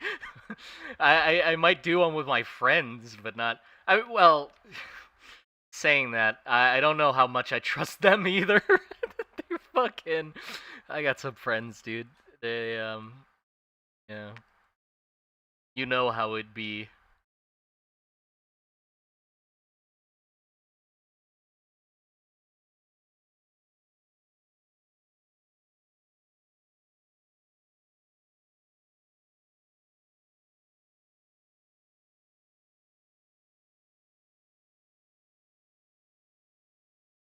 I'm liking it. I definitely need to work on the pattern on this though to have it be something else. Yeah, I think that's a good distribution of detail. It's not too much, not too cluttered.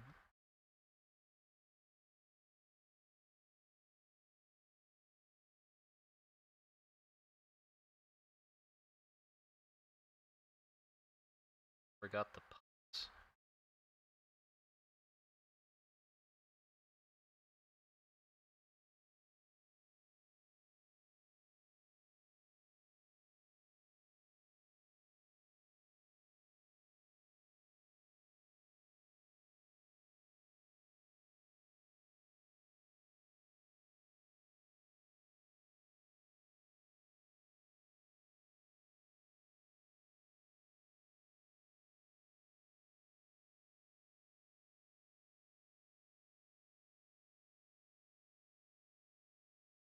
I love myself some pipes.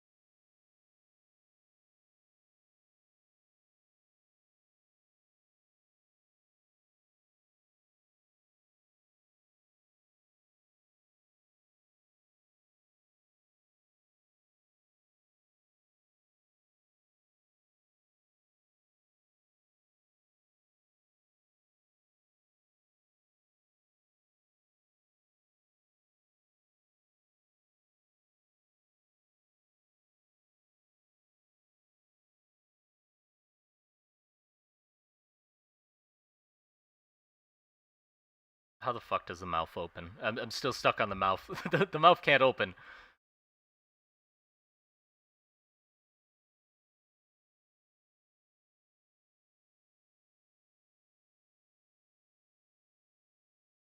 I guess it can open to either side.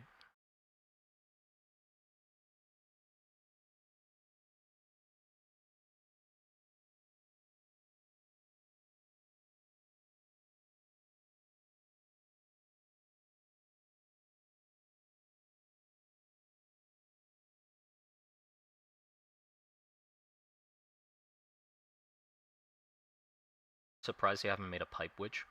I don't think many people are scared of pipes.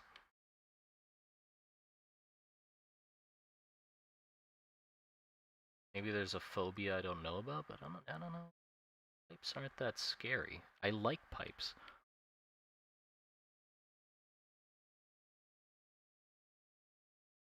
Or maybe it's just an open... No.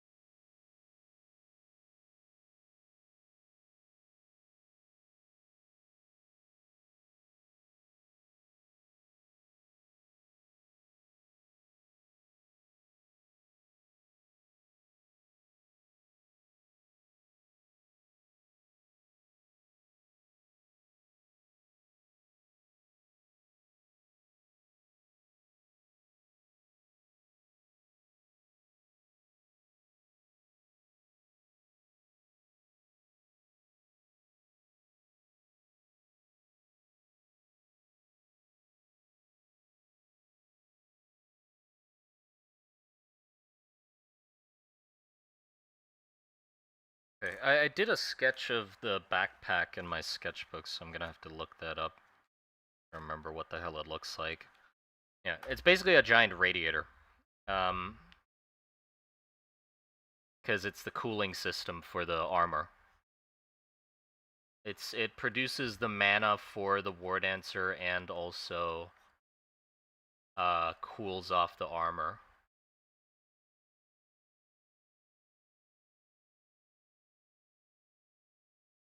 And then there's an ammo rack underneath it.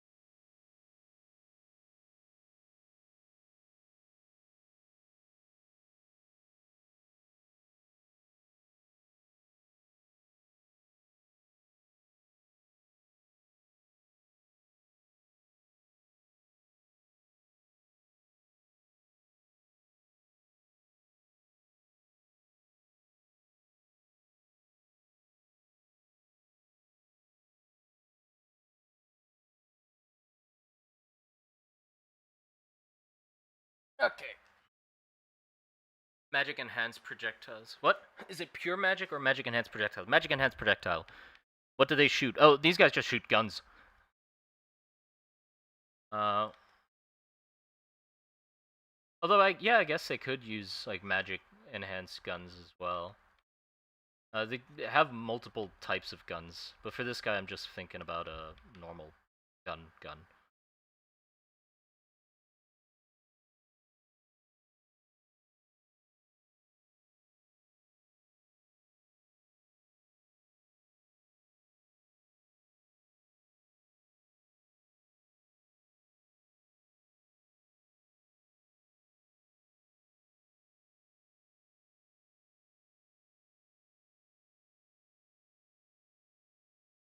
Black spandex in the top right. That's my reference. What do you mean? That's the inspiration for this design. What do you think I get my inspiration from? Can't you see the resemblance? The broad shoulders, the stance, the aura, the presence.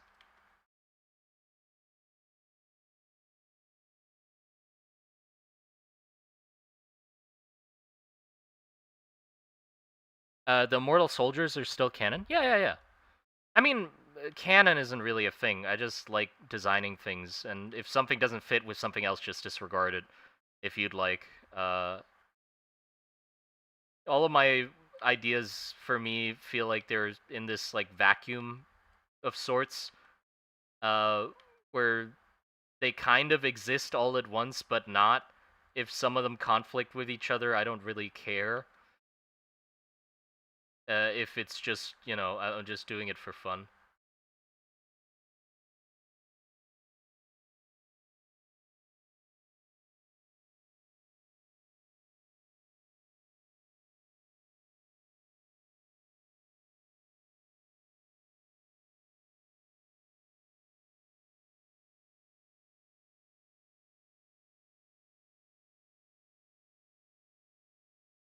I feel, you know what I'm happy about? I currently feel the urge to sculpt this thing, to model it in 3D, which is good. It's a good sign, because that means I'm happy enough with the concept. I definitely still need to like fiddle around with the backpack and stuff, but like the overall like feel of it, I like it. I feel tempted to make a model of it.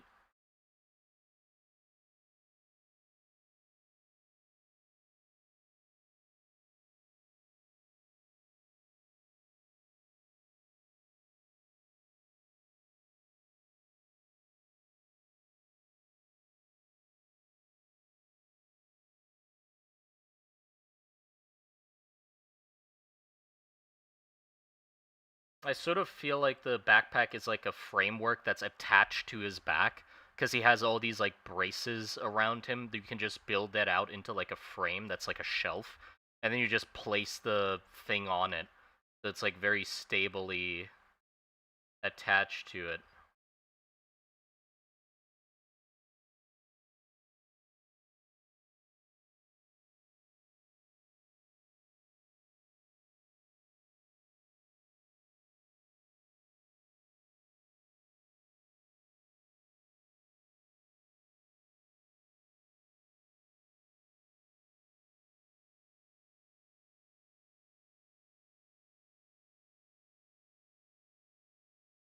Like a pressure valve that doesn't fucking explode.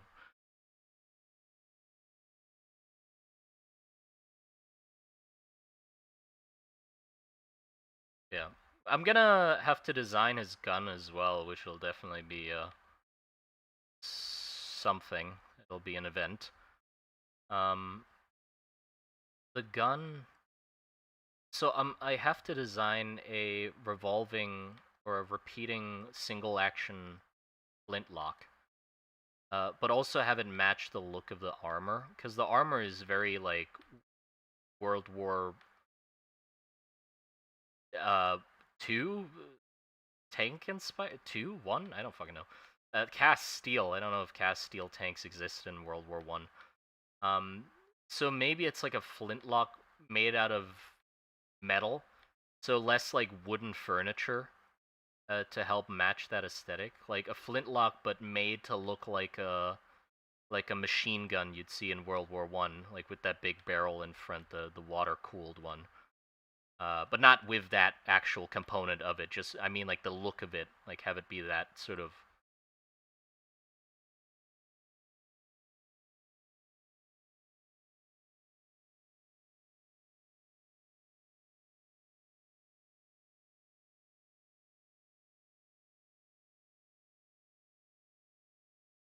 Yeah, War Dancer doesn't really serve this guy right. Um,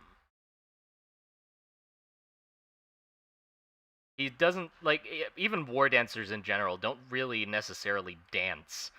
They're just called War Dancers. They don't actually like do a jig around the battlefield. It's more like a very elegant gait and doing like poses, more like theater performance rather than actually like breakdancing or some shit.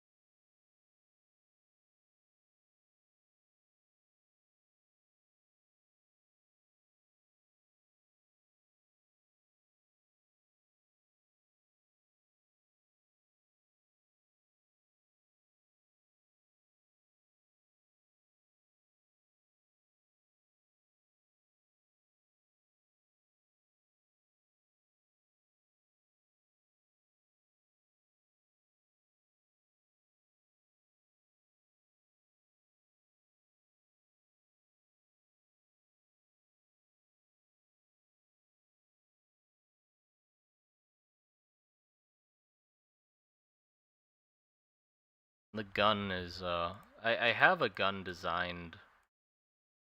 Yeah, here.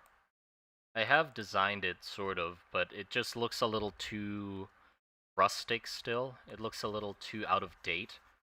So I have to like push it forward in time a little.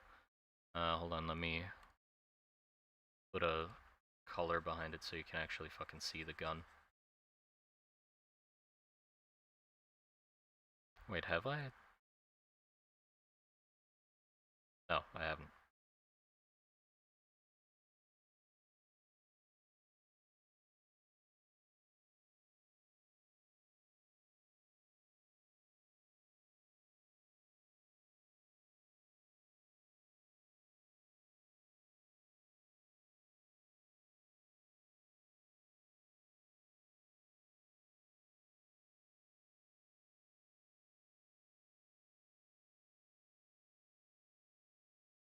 You see kind of what I'm going for?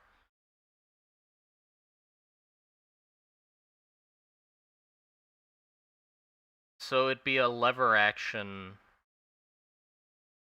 to reload, like this lever would be pulled back to action the mag up, and then there'd be two hammers on either side, because the flash pans are on either side of the mag. Uh, there.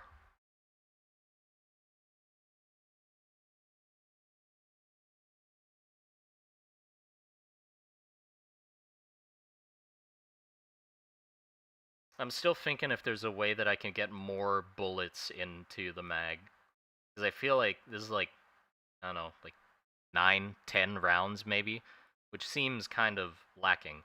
I mean, they all use flintlocks, so 9 and 10 rounds fired in quick succession is quite scary. But still, I feel like there more could be done.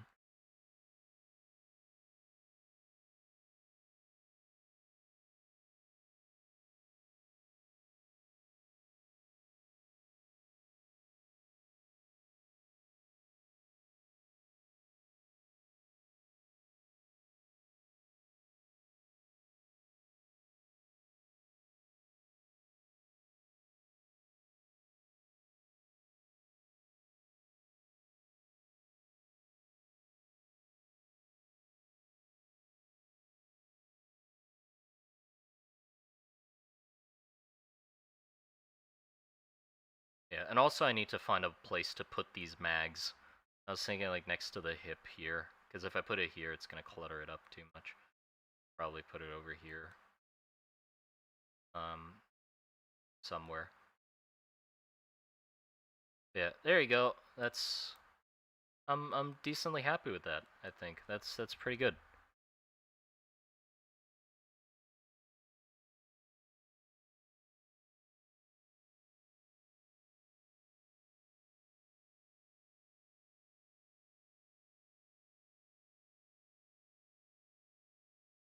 Obviously, less brown. I I need to actually add the colors that I was imagining, not just brown, but still, it is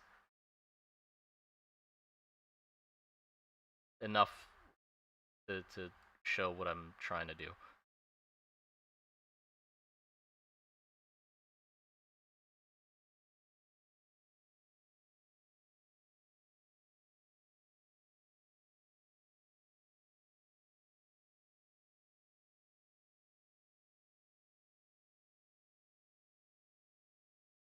And I think the gun can be bigger. I think the gun can be even bigger. Seeing how huge this dude is, he can definitely hold something heavier than that. Uh,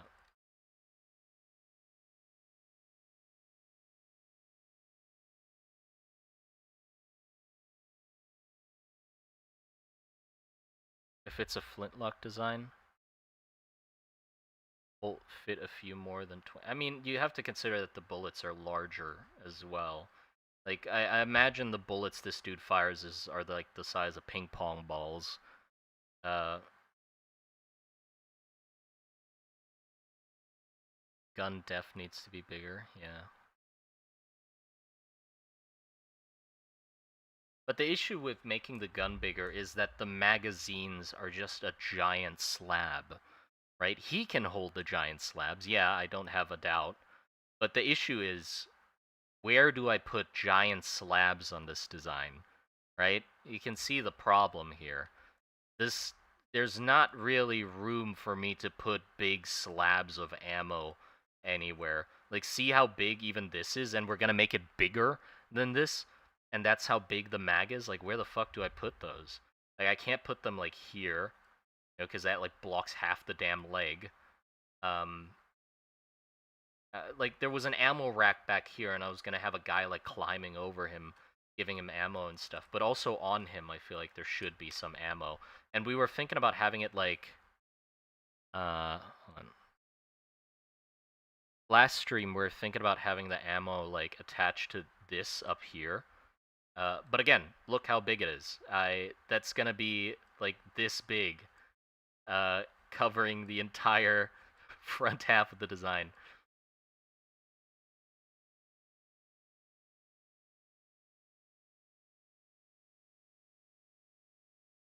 You know, we can have it. Yeah, and if I have it on the legs, we'll be able to like fit 3 of them per side. And it will be absolutely massive. And it just goes against the entire shape of the design, right? Unless he has just ammo mules. He has people hauling his magazines for him, which does also make sense, but I thought it would be nice to have it incorporated into the design if possible, but if not, then that's fine as well. But yeah, we maybe might go with that, where the ammo is just stored back here, and then he just has people that take it and run it forward to him.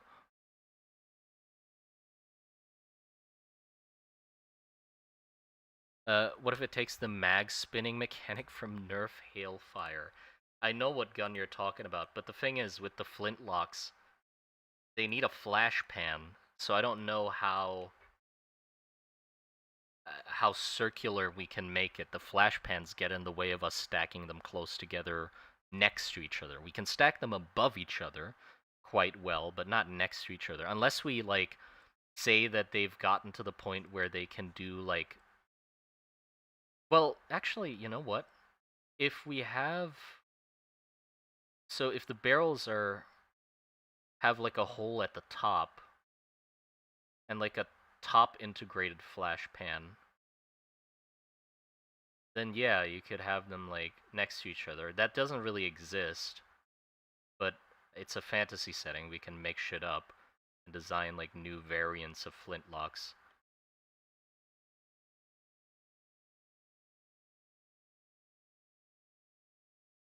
Like that, and then we can make a big old cylinder with those.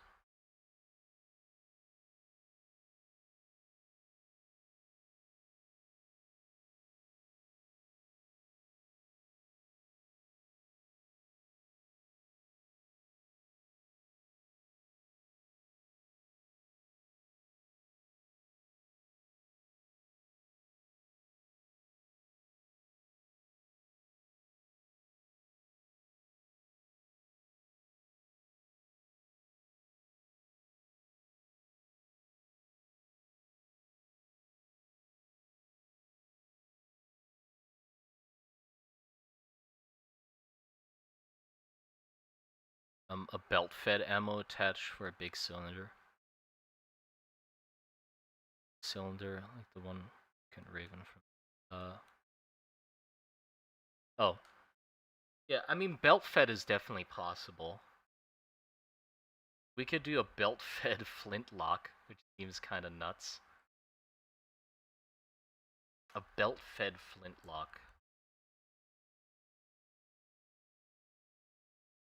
Yeah, I wanted. We also thought about strapping ammo straight to the flintlock, but the thing is, it just makes it look really big and clunky.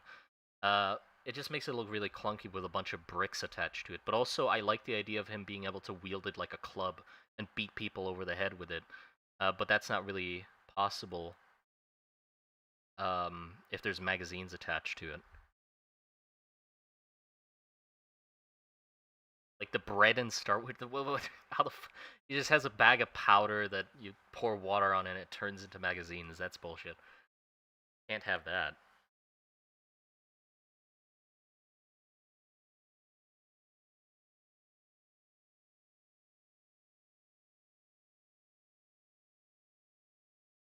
Mm.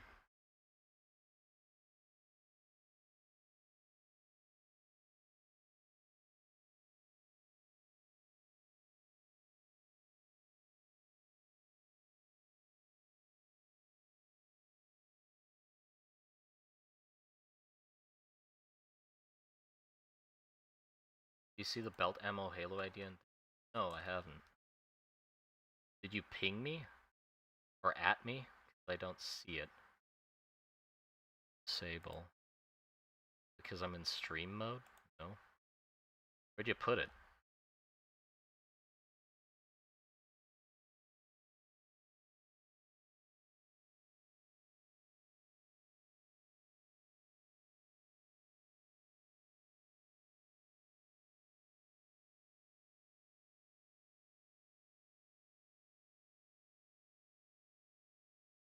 What if the ammo on the gun is also the club used to beat people over the head? I mean, yeah, it could work, but also that's a lot of... Like, you'd need to reinforce that a bunch to make it... not thinking about it like, oh, it's not realistic, because I don't care about realism that much. It's more about just like suspending your disbelief, and it's really hard for people. I think for me even, it's really hard for me to suspend my disbelief enough to believe that you can have mags attached to a gun in the front and have them be strong enough to have him be able to beat people over the head with it and not have them break. Oh, this is what you mean. Yeah, we did also think about this. Or I also thought about this, but the issue with that is like we already have the like giant backpack on the back, you know? So it's kind of hard to like do more in the back. I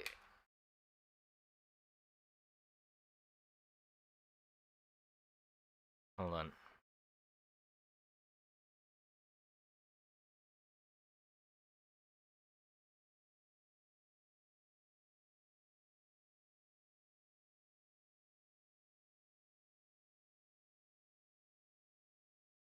I mean, it would be just ridiculous.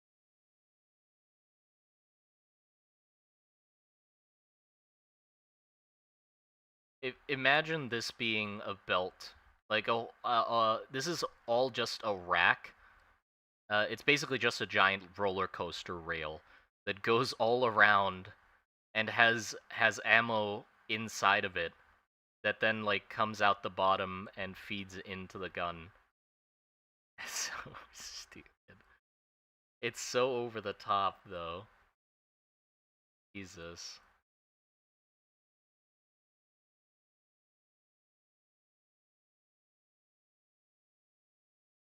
If I add brackets to it, it instantly looks like a hamster wheel, so I can't even like add reinforcement to it. And then like have the fire detail like around it, like a giant just back plate uh that makes it look like a flaming halo. I mean that's just so stupid. It's so over the top. I kind of love it actually. I don't want to admit it, but like he could totally haul that around. It's not like you need to make it heavy. You can make it out of like thin sheet metal. The crest looks op. It makes him look like a god. Um, fuck. It's good though. It's good. Hold on. Let me. Um,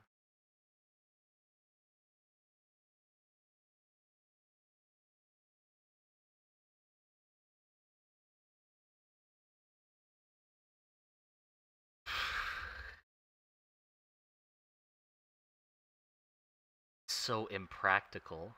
It is so ridiculously impractical. But what is Varus if not impractical?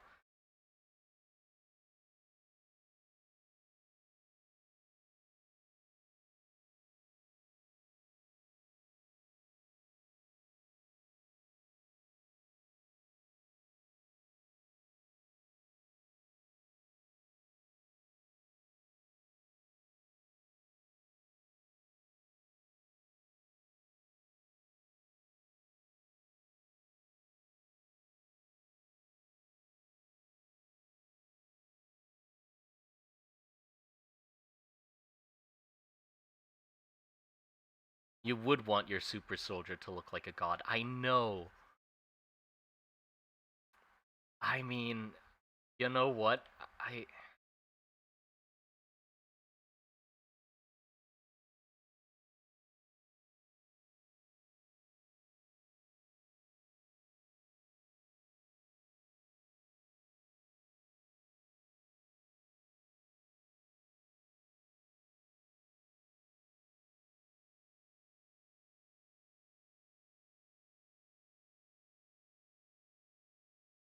we could have so instead of each of the rounds having a flash pan of their own, we could make it so it's a refilling flash pan, the same as like later on repeating or yeah, repeating flintlocks. So basically the flash pan in some flintlocks, like really later ones, have a reservoir of powder in them, and when you cock the gun, it loads around and also reloads the flash pan automatically. So we could make it so the gun has one flash pan and one hammer, and it keeps just feeding loaded cartridges with a hole on the side that attach to the flash pan. But then the powder magazine of the flash pan would need to be big enough. And also normally the guns that reload in that way need to be like pointed down or up in some way while reloading to have gravity feed the powder into the pan, and also like other mechanisms like pouring powder into the chamber, but we wouldn't need that because there's individual cartridges that are filled with powder. So it's only powder for the flash pan.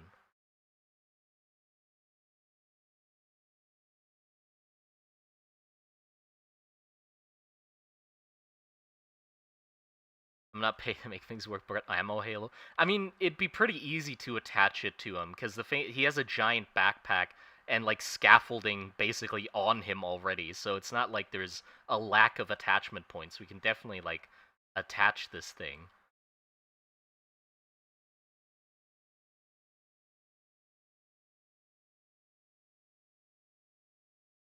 Also, how the fuck do these like belts work? How do these like belts that attach to the gun work?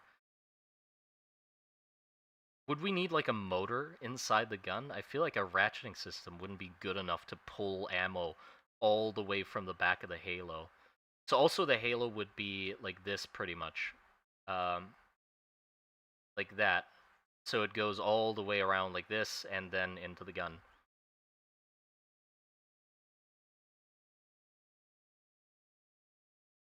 I guess the pan can have like a hopper. If the bullets eject from the side, or even from the top, I don't care, then we can have a hopper on top of the gun that has gunpowder that fills the pan. Or we could spend some of the mana to like accelerate the powder or make a motor for the.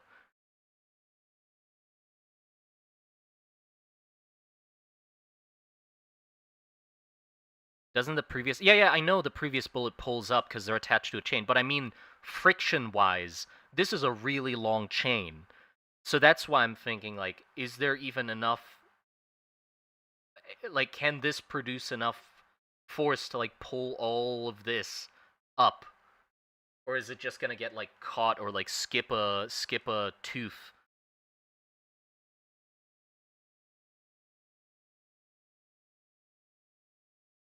It would make.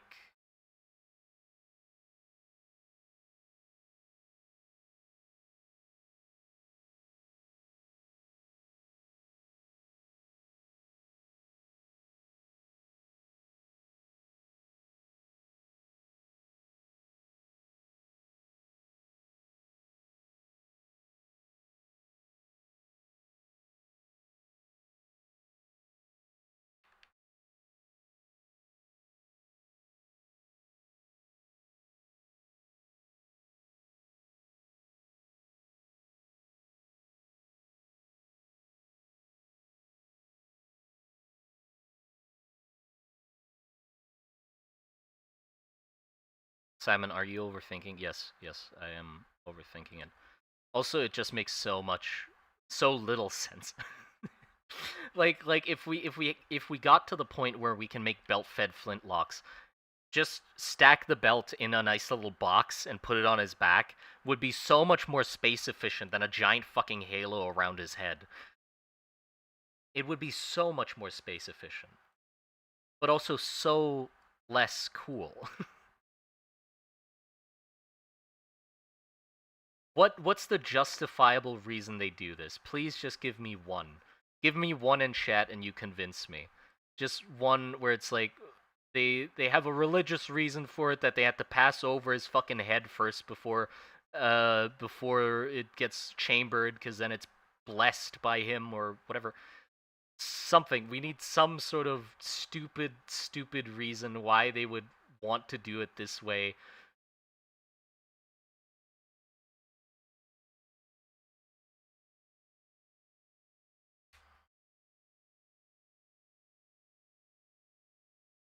And also, he can't beat people over the head with the gun anymore because the gun's attached to a heavy belt. But also, it's cool as shit, so it doesn't matter. Have you considered hype, moment, and aura? Yes, I guess I have.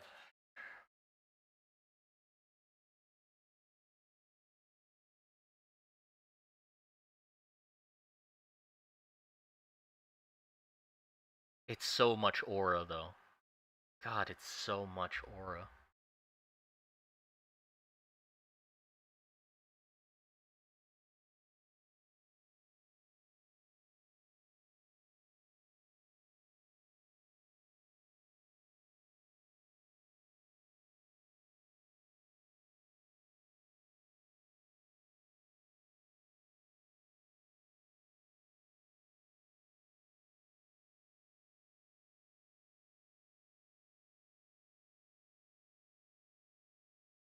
It frames his head like the Verusian religious artwork. Yeah, but you can do that without having like the thing that's snagging me is that we can have the halo without the ammo going around his head. But it's just the idea of having a halo filled with ammo that is so it's ridiculous, but it's so enticing for some reason. I don't what have you done to me? Fucking Kaitai animations. What have you done? You've scrambled my brain with this idea. You've corrupted my mind. Just the stupidest idea, but it's so cool.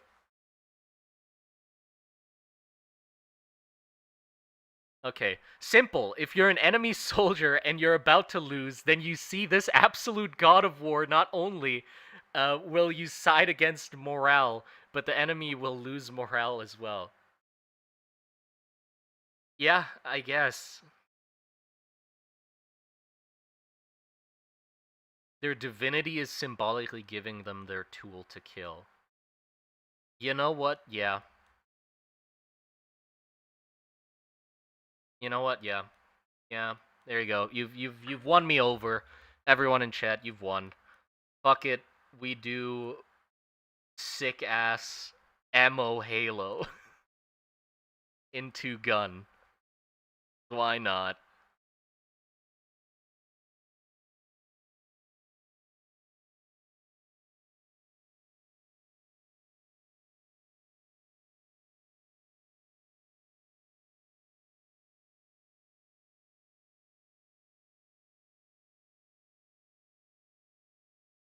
Yippee to over the top design. Yeah.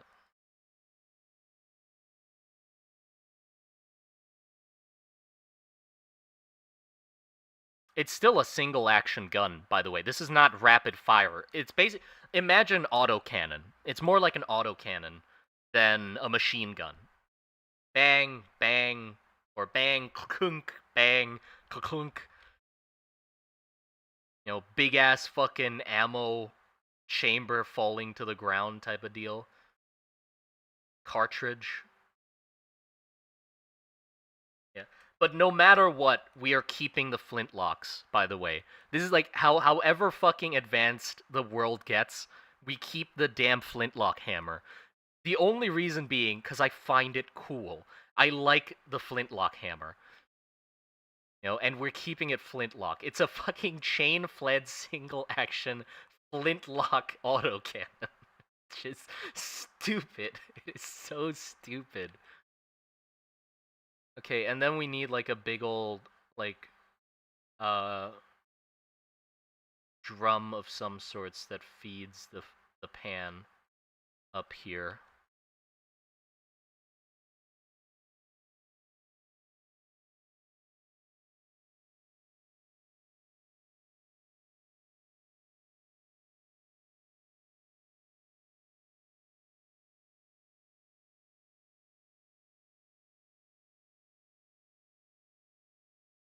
What what does Rom even have that justifies making this thing, man? Just give Varus the win. I don't know, man. Like I don't really think about the war in like a realistic sense in that way, where it's like, ah, yes, what, why? Why are they making things this big? I mean, if it's realistic, one side would have already won at this point, you know. But it's not realistic, and they keep having like a back and forth. I don't know what the fuck justified this thing. Some tank or whatever to justify this war crime of a creature.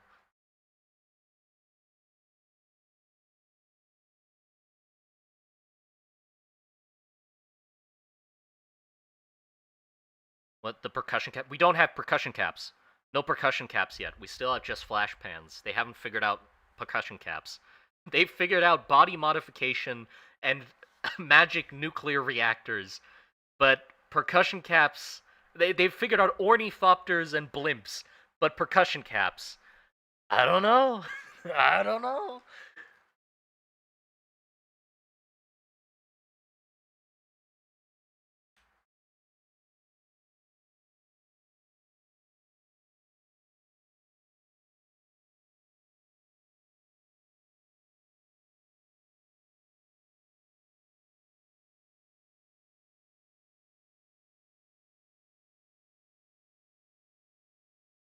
Also, we can make the pan on it look like a hookah. I think that'd be cool. Hookah pan.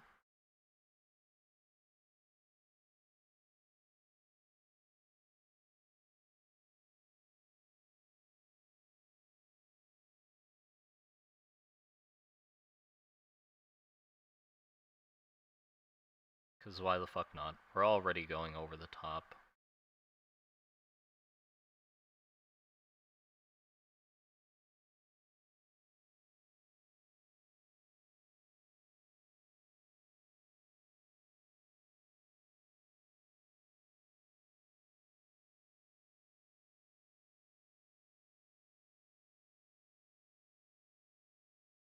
Uh,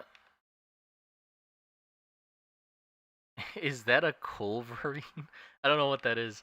And is it belt fed? It's a belt fed flintlock. It's a belt fed feeding flintlock. Listen, we're not. We've gone far beyond realism at this point. I just don't care anymore. Fuck it. Fuck it. We have belt fed repeating flintlocks and giant modified soldiers.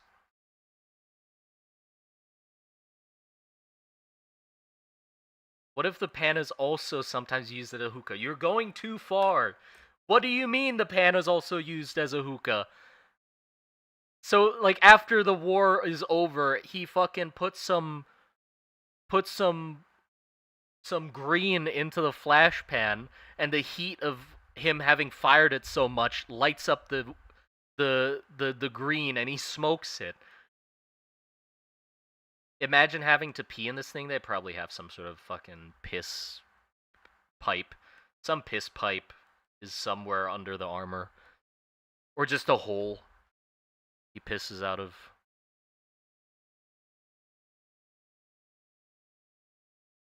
What does he do when he gets hungry? Hungry. He eats people. He eats people. That's what he does.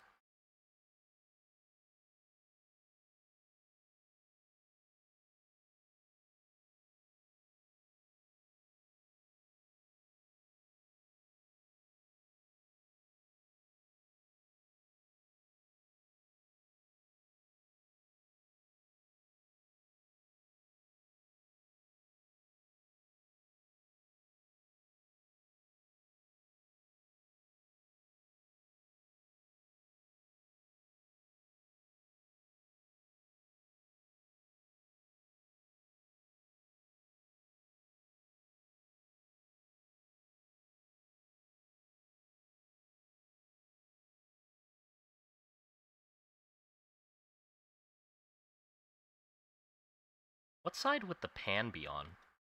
It would be on this side, right? But that means the bullets come out of his side, which is kind of a shame, so we don't see them.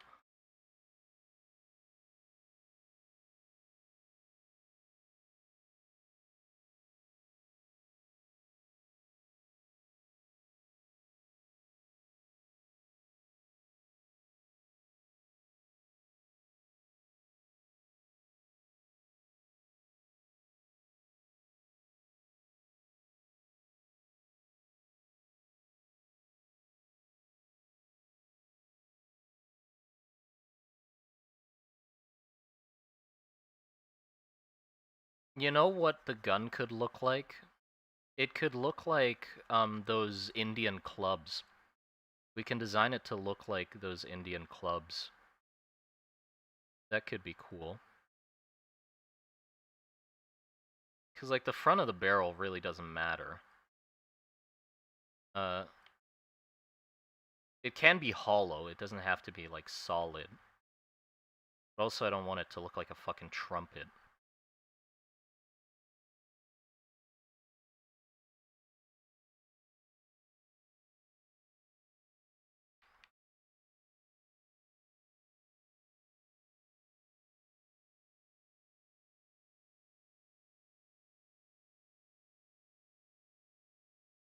Can't beat people over the head with it.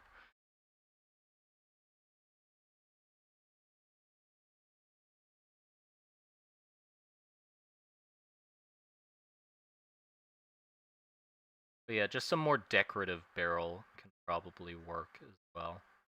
Also, we need to make the gun bigger. We haven't forgotten that yet. Need to make the gun bigger. Um,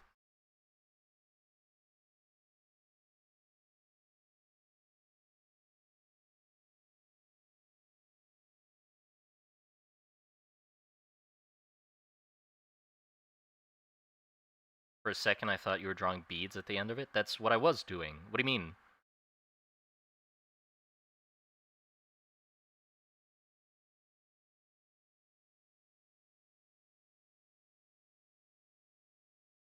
Some sort of dragon head at the end might work as well.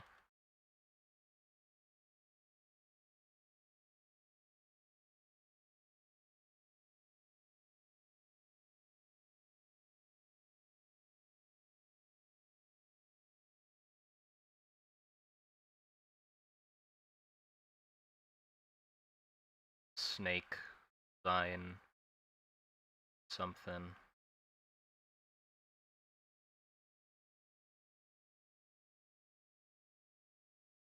We can have the snake motif run through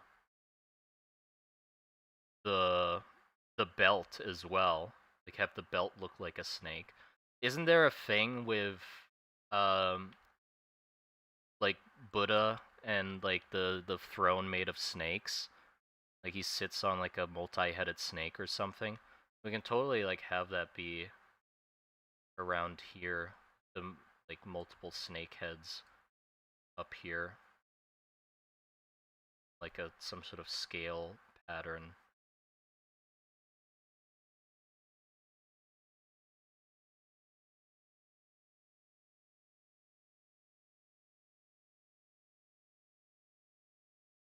Just thinking, just throwing stuff out there.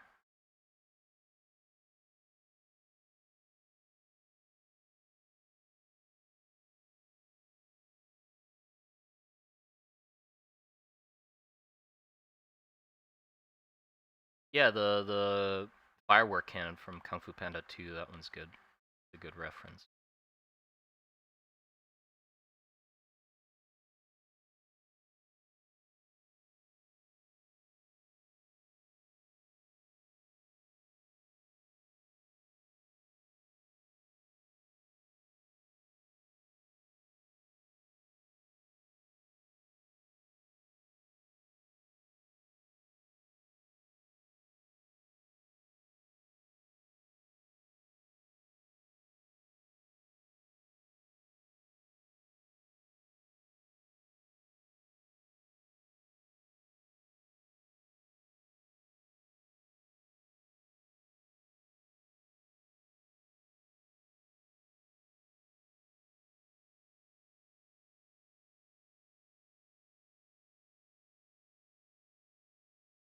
I gotta look up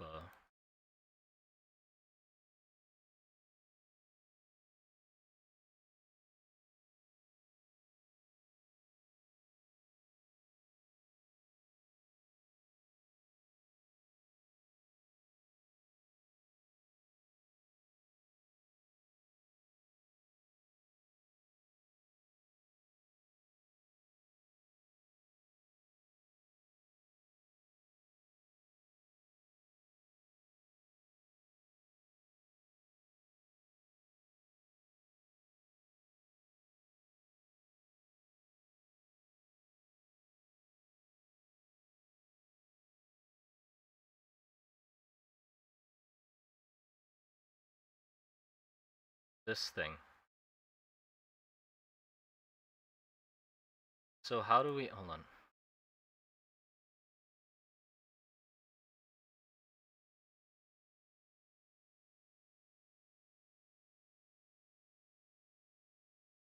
So I'm trying to combine this with this.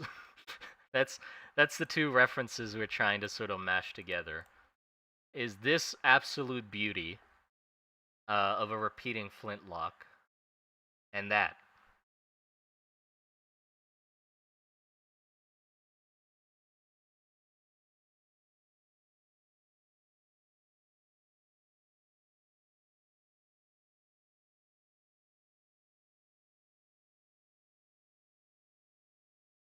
Gotta lower the opacity of this guy.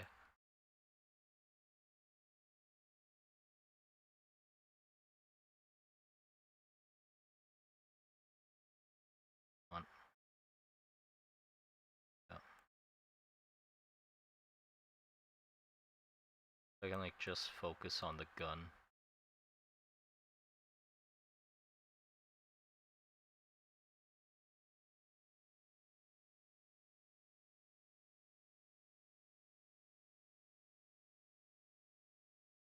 Please tell me I'm not insane. What?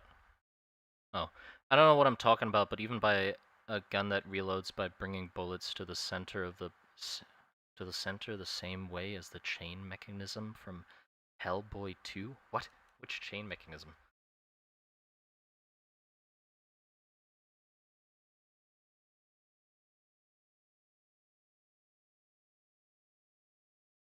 Yeah, the mechanism in here is going to be the main highlight. Okay, so by the way, the bullets would be, or the chambers that the bullets are in, would be about this big.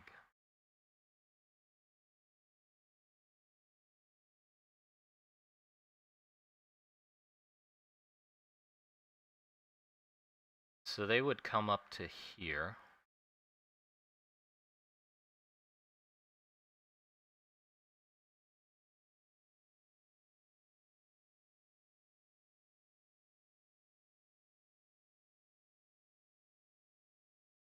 Also, what I'm thinking is inside there would need to be a piston here.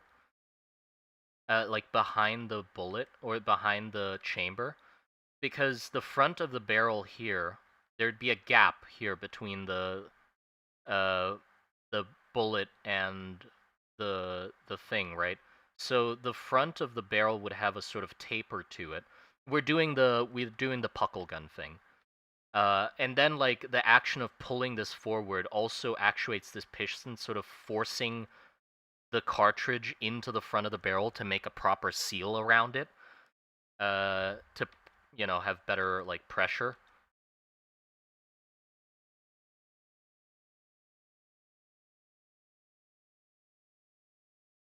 Yeah. So the flash pan would be around here.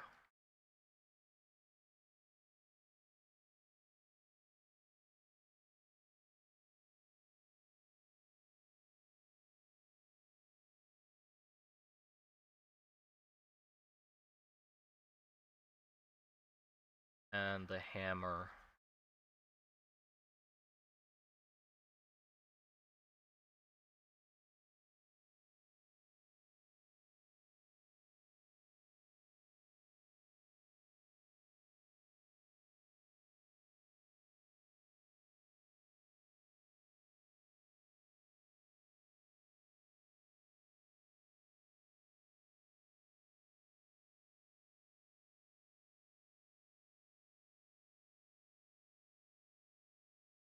Okay, the issue is this big old fucking drum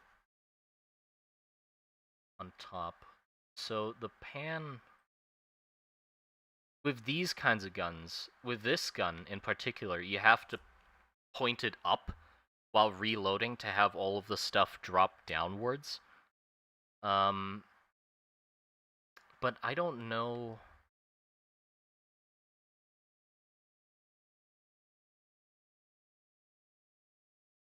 So the pan explodes, bang, it's open, hammer is down, hammer gets cocked back, pan is still open. If it gets exposed to air, that's just dumb.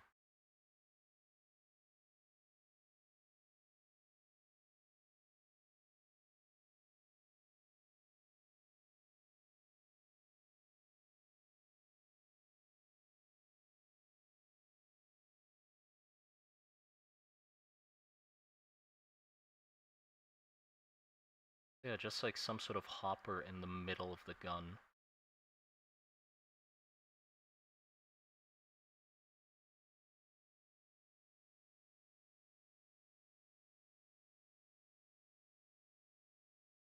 And then like a little channel inside the gun that leads to there.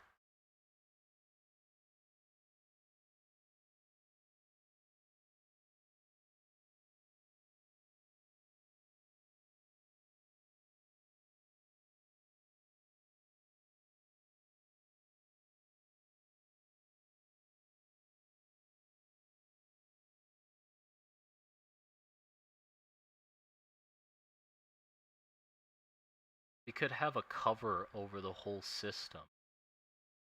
Uh, that can be opened up to like deal with jams and stuff. I can't. I still definitely want an 8-sided barrel because that's sort of the part that I really like about flintlocks. So we're keeping an 8-sided barrel. That's for sure. I can have some sort of latch here that latches closed the this whole upper contraption.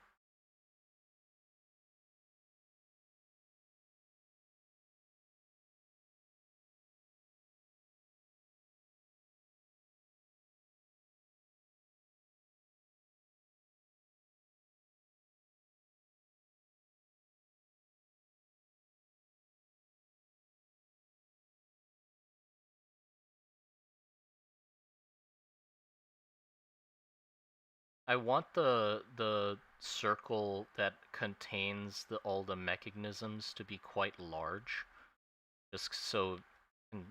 I mean, obviously it's a war dancer actuating it, so it has to be robust enough to hold up to his fucking hands. Uh, but also it makes it more noticeable that that's definitely something important to the function of the gun. So that would be down here.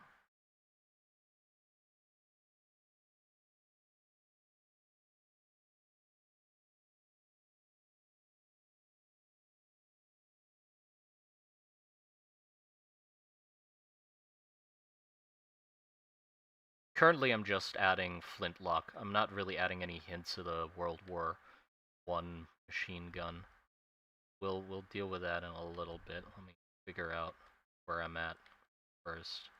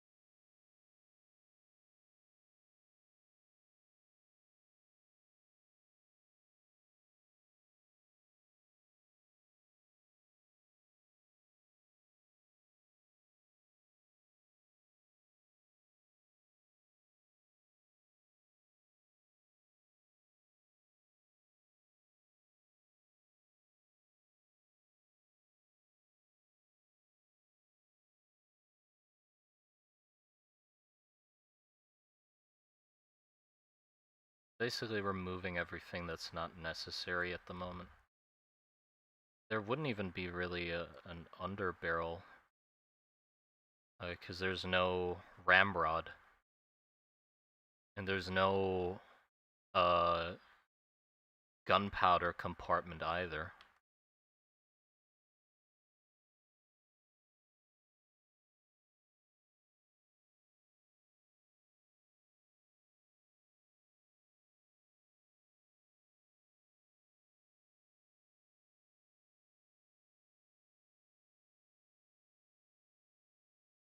So yeah, what I don't like about it at the moment is that the flow is just really clunky. It just looks really clunky. I want it to look not necessarily sleek, but just more cohesive. I think this is what's messing me up mostly, is this big lever arm.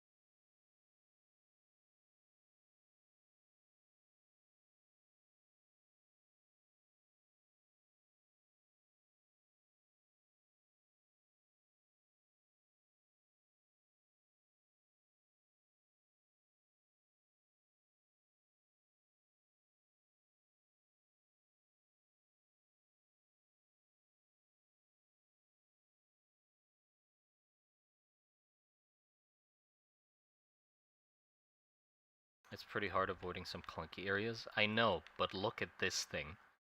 Look at this. That's a semi-automatic flintlock. That's not just a normal flintlock. You turn the whole barrel assembly, and it loads everything into the gun, and it's beautiful.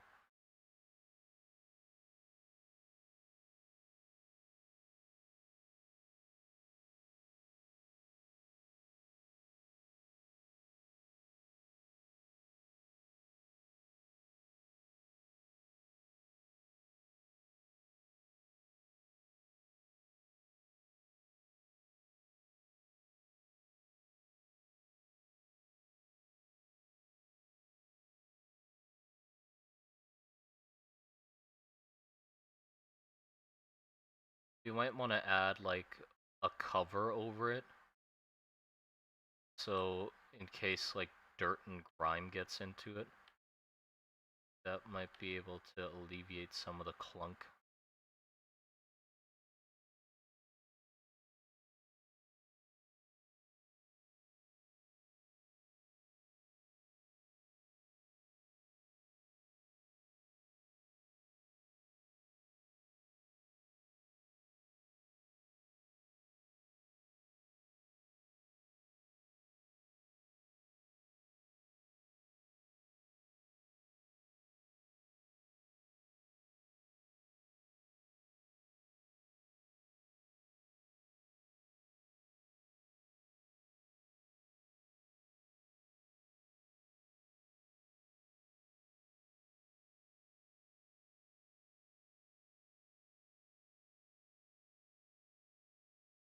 But can see something.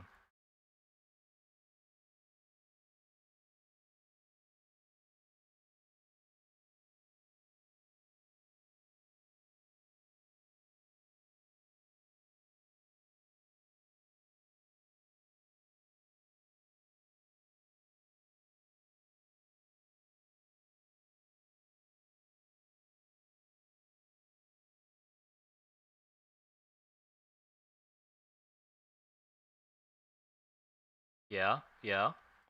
You seeing it? You see the vision? I think that's a pretty good fucking shape right there.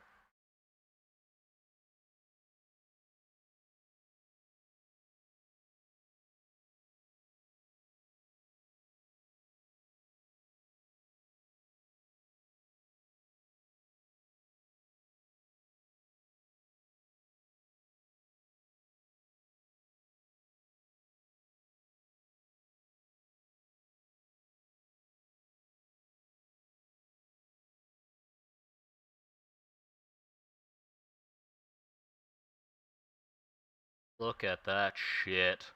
There you go. I found it. I found it, guys. That shit.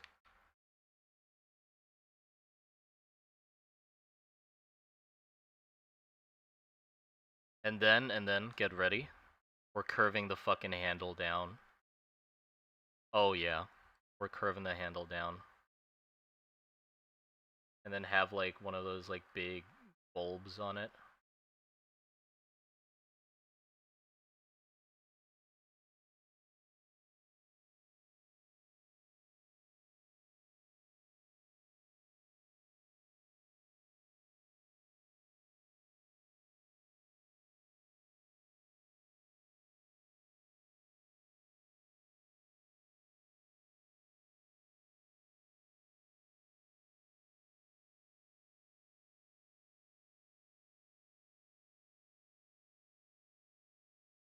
It's like a tusk shape. Yep. I think that works.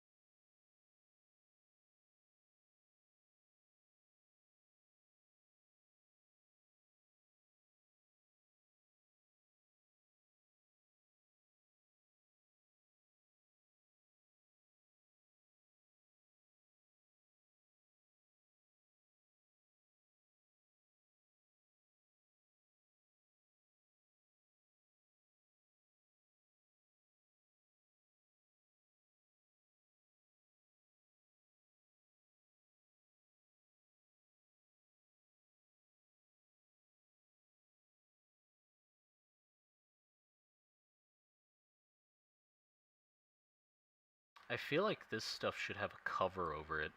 I can't help it. I need to have it exposed because I like those details, but still.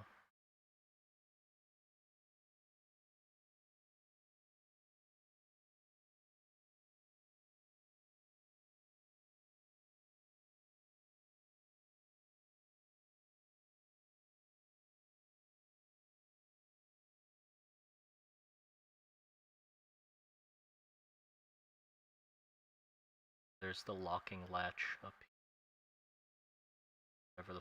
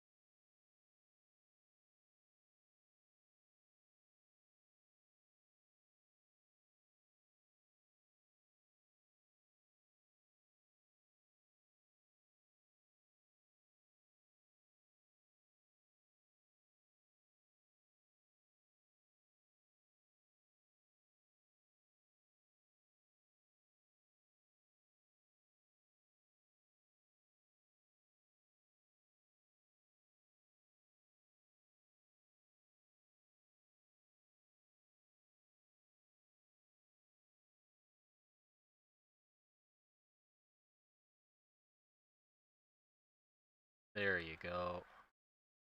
I think that's sort of getting somewhere. I'd still need to play around with the proportions. Really find what looks good.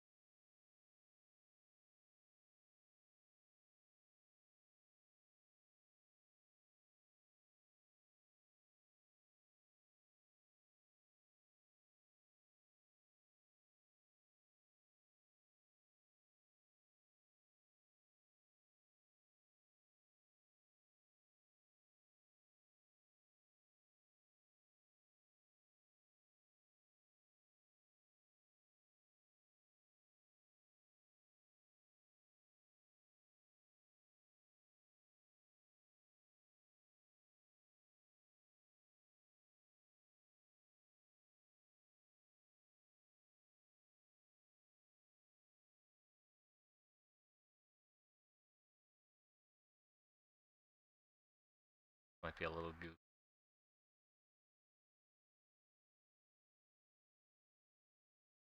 A little candle.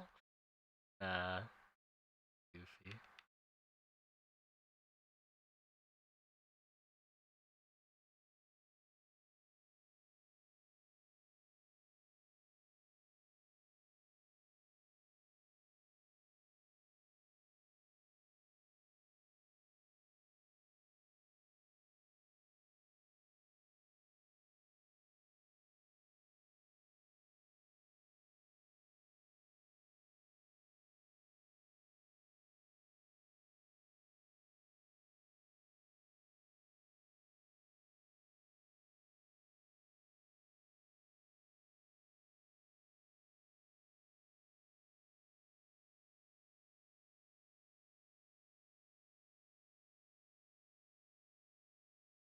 Make him look less.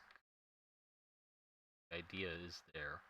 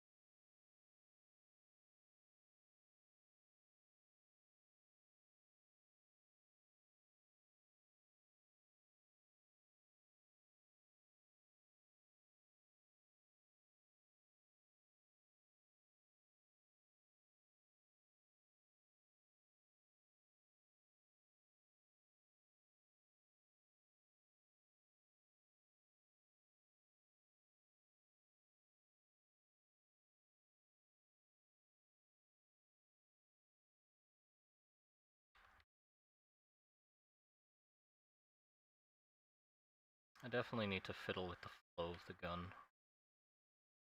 Get it.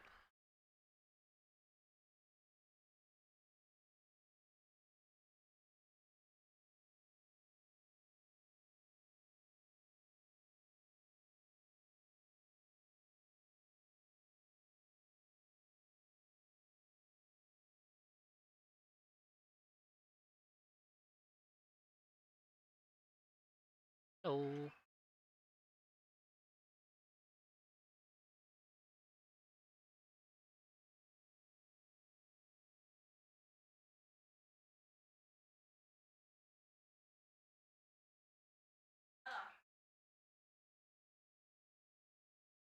Oh.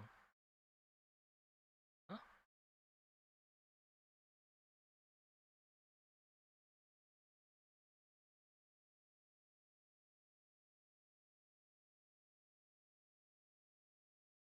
Will you make a lore video about this guy? Hell yeah.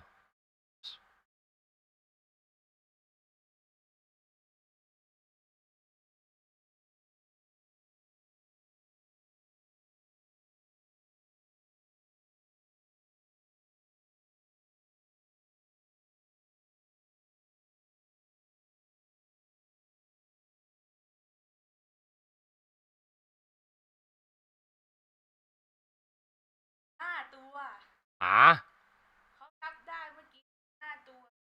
ฟักเยอะจัง เราไม่ได้เห็นไข่เยอะขนาดนั้นนะ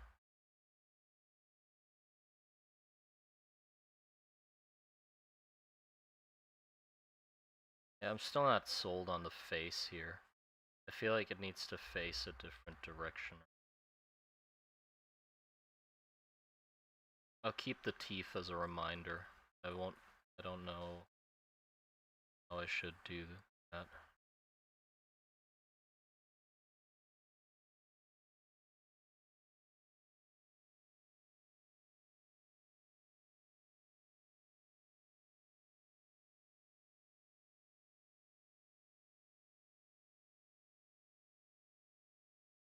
I mean, we can make the cover come down and make it look like a sort of helmet.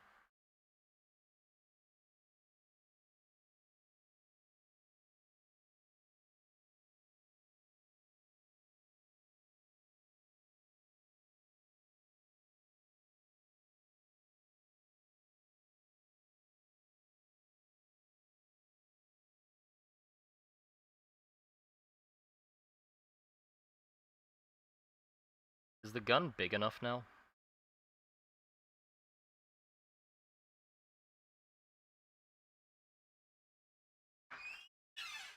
You thinking the gun is big enough?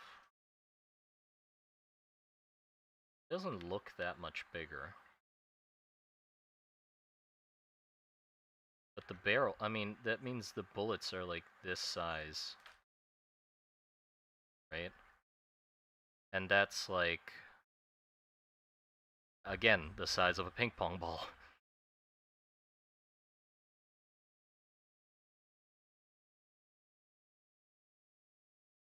I guess we can add like a fucking club to the end, but it's good enough. Have I captured this in a meaningful way? I don't even know why I put that reference there.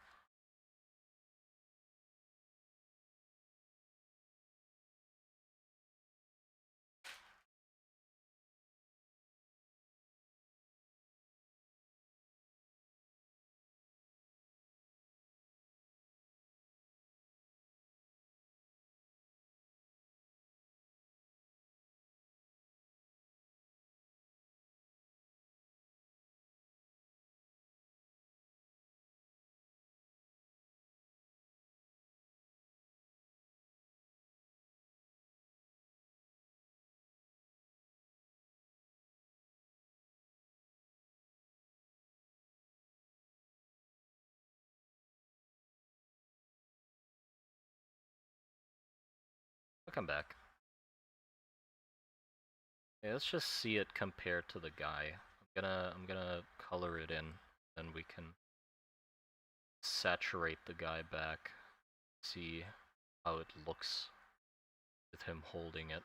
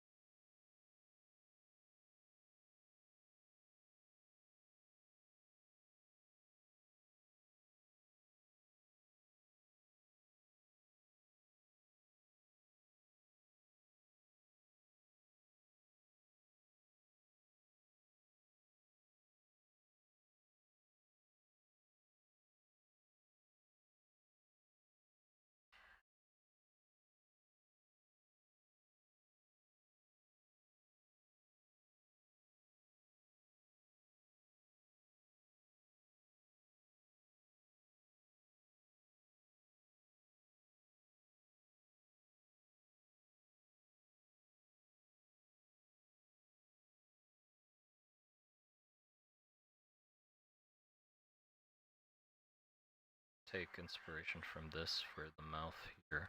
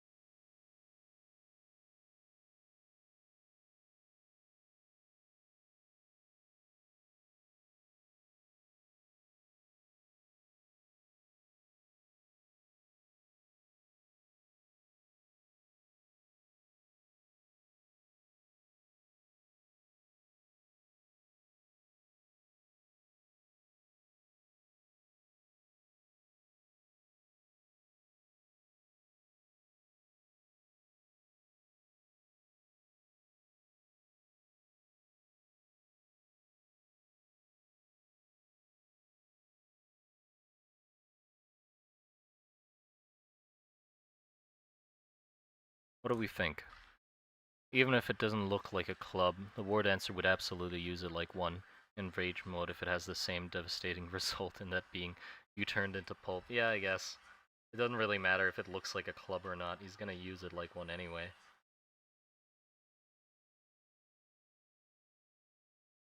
Yeah, there you go. That's the design. I guess, for now. I'll refine the gun a little more. Definitely think it can have some... it can look a bit better. For sure.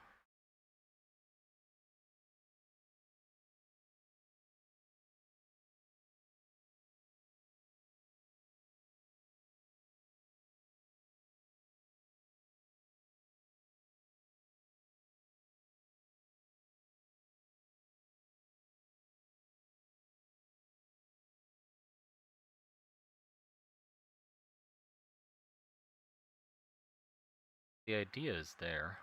Reminds me of a minigun. No shit. It has a giant belt. Of course it's gonna remind you of a minigun.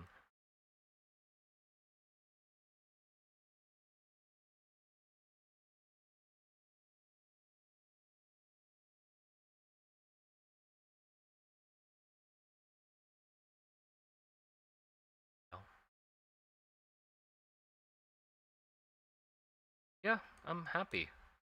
I think I'll have to flesh out the ring of bullets stuff, but other than that, it's pretty much done.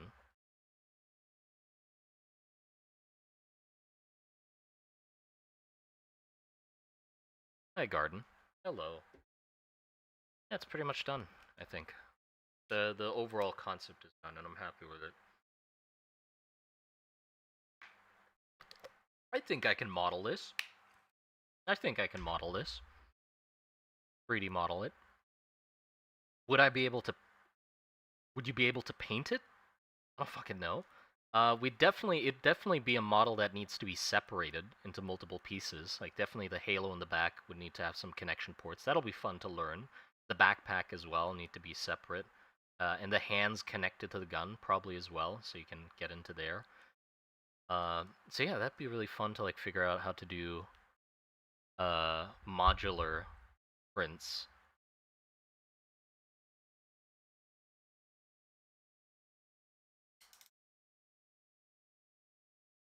Kakula.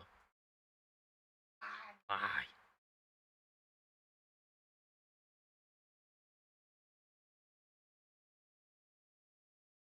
Yeah, he could definitely detach the chain. I do think the chain should be detachable. If it's like out of ammo, you just rip it off, or there's like a action here somewhere. Please make that a video. Yeah, of course. Okay, well that'll be it for the stream for now. I'll fiddle around with this more and see if I can get it to be even better. And also like finish up the halo so we can see the full thing with the clean halo and everything to get a perspective of what it looks like fully. But yeah, hope you guys enjoyed that.